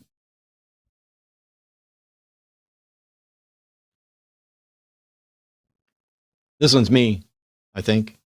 $10 from Monkey Typewriter. Hey, Ben, just promise me the U.S. military isn't keeping cis chiropractors on the payroll, because if my tax dollars are paying for that while y'all get drummed out, I give the fuck up. Great show, fellas. Oh, no, they are keeping chiropractors on the payroll. They still have those at military hospitals. So, sorry. $10 from Razor Sharp. People like Jesse have a breeding kink, and that has to be the most probable reason they care so much about reproduction and wanting to force people to be pregnant. Yeah. Yeah, it's wild that the desire to be praised for things that you have no control over. It's how about you do something with your life that is worth praising instead of demanding people respect you for existing. Yeah, some of the talking points that are getting passed around and used for fear mongering of, white replacement theory, and we need to reproduce more, and it's like, hello, climate change. Hello, all kinds of actual issues in war, but nope.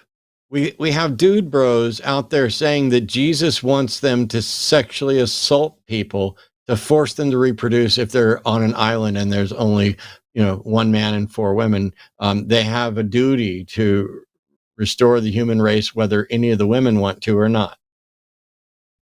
And these people are, never mind. $10, 10 pounds from the fuzzy logic. Yeah, Jesse's an arrogant motherfucker who doesn't understand the difference between definitions and purposes.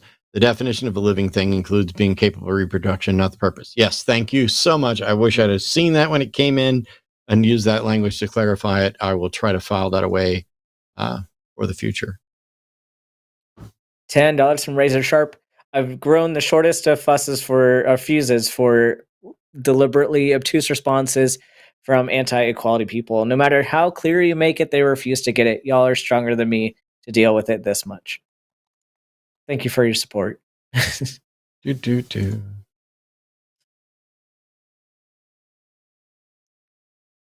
to Secular Feeliness. I just found a nickel on the ground, and I have a feeling I'll find a penny later. It's my sixth sense. Nice.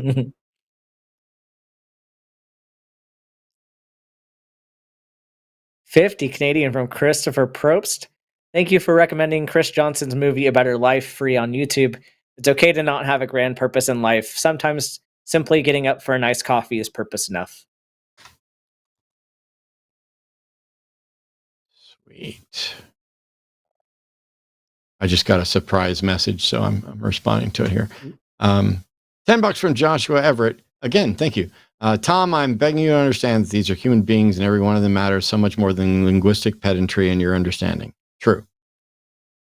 I think it's important to get the concepts into people's head. But if somebody is stuck where they just can't understand the concept, can't accept it, then the only question I have left is, what do you intend to do on behalf of your misunderstanding? Because I need to figure out whether we should keep trying to teach you, or if you're like one of those people who are like, well, I'm not a fan of abortion, but I think it's immoral, but I think it should be legal. Because I don't give a shit if you personally think it's immoral, if you're okay with it being legal, because I care about what's legal. I'd like to change your mind on the moral issues as well, but only if it's going to impact what you're actually going to do about it.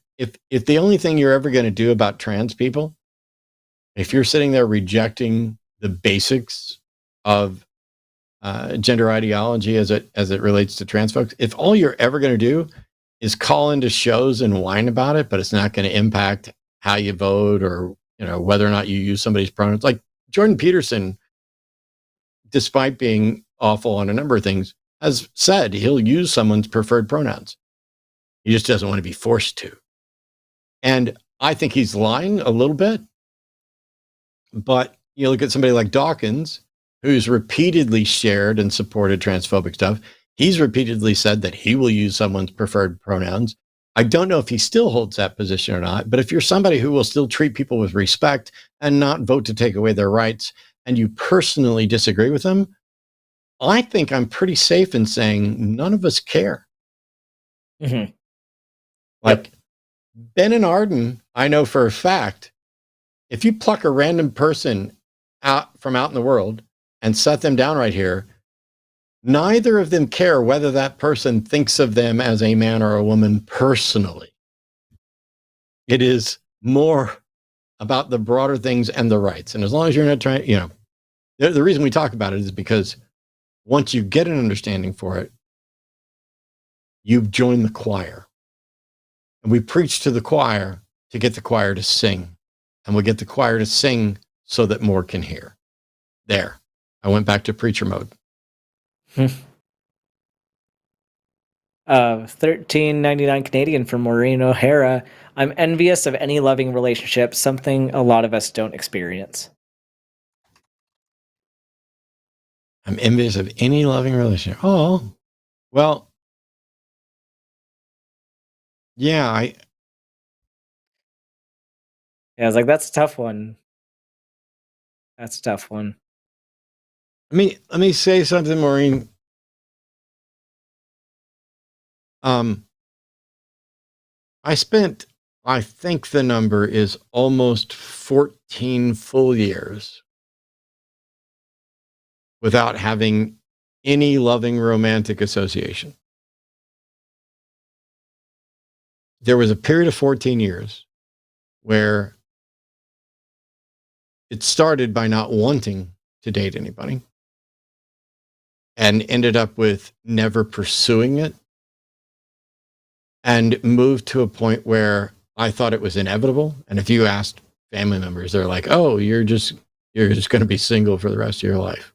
And I didn't even get married until I was 40 or somewhere in that vicinity. I don't remember exactly.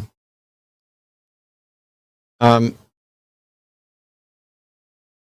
thing that I'm happy about is that the people who feel like you do, I would hope, are becoming more comfortable saying it to others in the hopes that that might make some changes.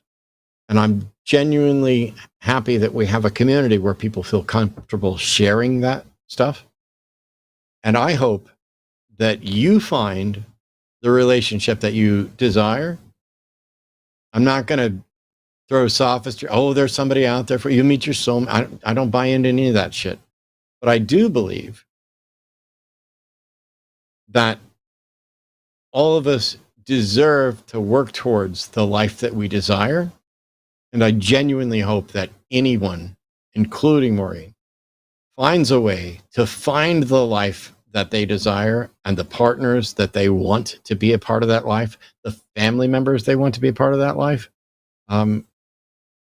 So while I am sad on behalf of your envy, I am optimistic that you are engaging and recognizing that there's people out here who do care and are glad that you're here with us.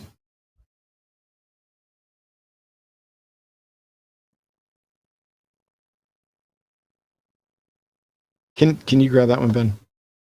Yep. 20 Canadian from Ayla Ursus. I really admire how Ben and Matt can be so patient when they keep being asked the same question over and over with people that don't want to hear the answer. I appreciate your encouragement. Yeah, it does get old over and over. I think I just care less.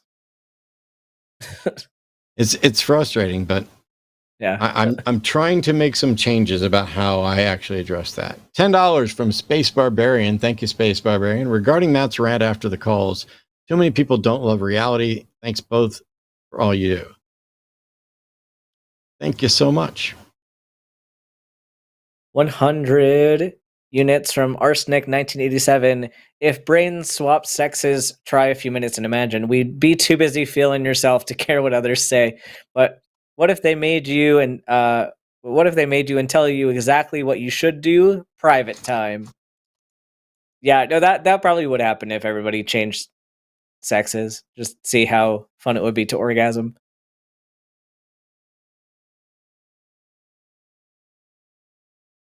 $20 from Mr. Boricua 10. Oh, it's in British. All right, here we go. Neil and Jesse, the amount of cheek two you have to be absolutely dishonest and try to get away with. Way to totally ruin your attempt at being brave and showing the oaths only to fail and fall flat on your face. I don't think I'm good at that at all, and yet he keeps sending them in because it's fun.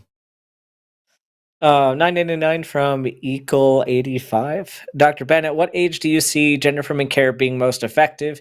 Is this potentially something that public schools need to introduce to the curriculum? Love the show. It's hard to say what age is it most effective because it's really individualized, and it's handled very differently at different stages of development. So I don't know if there's an age that it's the most effective. Just maybe scenarios like symptom clusters that might have better responses to gender affirming care in specific methods. And is this something that public schools need to introduce into the curriculum? I think, well, definitely introducing social transition into the curriculum. You don't have to get into the nitty gritties of like medical transition with schools, but it is a good thing to teach kids of like, hey, trans people are real. This is how we respect them. But we don't need to go into the depths on the medical side for schools. Oh, a couple of super chats left. $10 from Bobby Keniston. Look, I'm not a doctor. I'm not a psychiatrist. I'm not some expert on gender. I'm not a scientist. I'm not someone with what you would call proper hygiene. But I am an asshole with opinions. So There you go. $10 from Glidery. My non-binary sibling is my broster, and I feel like more people should know that that's an option. By the way, it's pronounced is it G-I Wonder-E? I'm sorry, I probably butchered your name. I attempted. G-I Wonder-E. I don't even know. I don't. We tried. But I'll just say G-I Wonder-E. And if I got it wrong, blame me and not Ben. $20 from Carpe the DM. In the vein of Andrew's, have you helped someone today? Yes. Wonderful.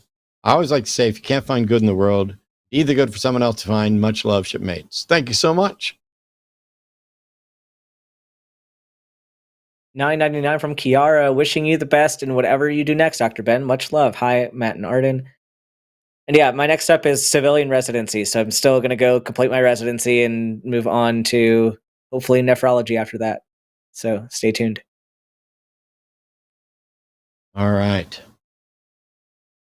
That, I actually thought that was Arden for a second, because Sierra's thumbnail, as small as it is on my screen, brown hair and glasses, I was like, oh, is Arden sending in like a super sticker or something? But nope. Thank you so much, Sierra.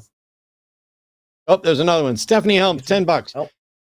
Happily enjoying the reality of winning sailboat races. I'm tired of a losing outlook and people telling me I'm not who I am. Well, I'm not going to tell you who you are or make an attempt to tell you who you are. I just hope you keep winning races and having fun and kicking ass. Ben, thanks so much for joining me this week and updating everybody on what's going on.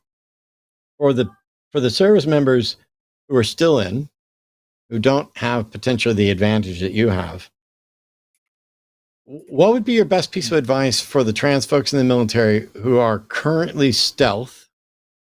Yep. And what's the last remaining option for those who aren't stealth? Yeah, so it's complicated depending on what is best for that person and their safety. If somebody is stealth and you can get away with not having access to care or getting it under the table, then it might be reasonable to stay in. The thing is, though, that they are trying to cut gender affirming care even for people who have it established. Like they're just trying to ban it for everybody at military facilities. So if you're going to stay in, you're going to have to be under the table and you're going to have to do things in not the correct way. But if you find that is the right answer for you, if you are willing to take that risk, then that might be what you need to do. But for everybody else, if you cannot imagine serving under this administration or serving under similar administrations, if you're comfortable enough to, find a route out of there, I think taking the voluntary separation route is better than not for most people. However, if you feel like you have nothing left to lose, and you can find options outside the military, absolutely stay in and fight it. There are the majority of people that are trans and serving are willing to stay in and fight and risk an involuntary separation because of the principle. And I have high amounts of respect for those people. So those are kind of the options as it is now. I don't think that the Supreme Court is going to overturn any of this. I'm not confident that they're going to rule in our favor when it finally does go back up to them. So I'm just going to get out, live my best life. But other people in my situation, just do what's best for you with regard to those options. Awesome possum. That's the show for today. Thanks so much to Arden for producing. And I don't know who we got on call screen, but thank you guys so much for doing it. All of our monitors. Thanks for all the super chats, the likes, the subscribes. You can go and watch more clips from the line. You can watch me at my channel. I'll be having a video coming up about me reacting to Jordan Peterson versus 20 atheists, which is really silly for me because he couldn't handle one. I don't know why they gave him 20.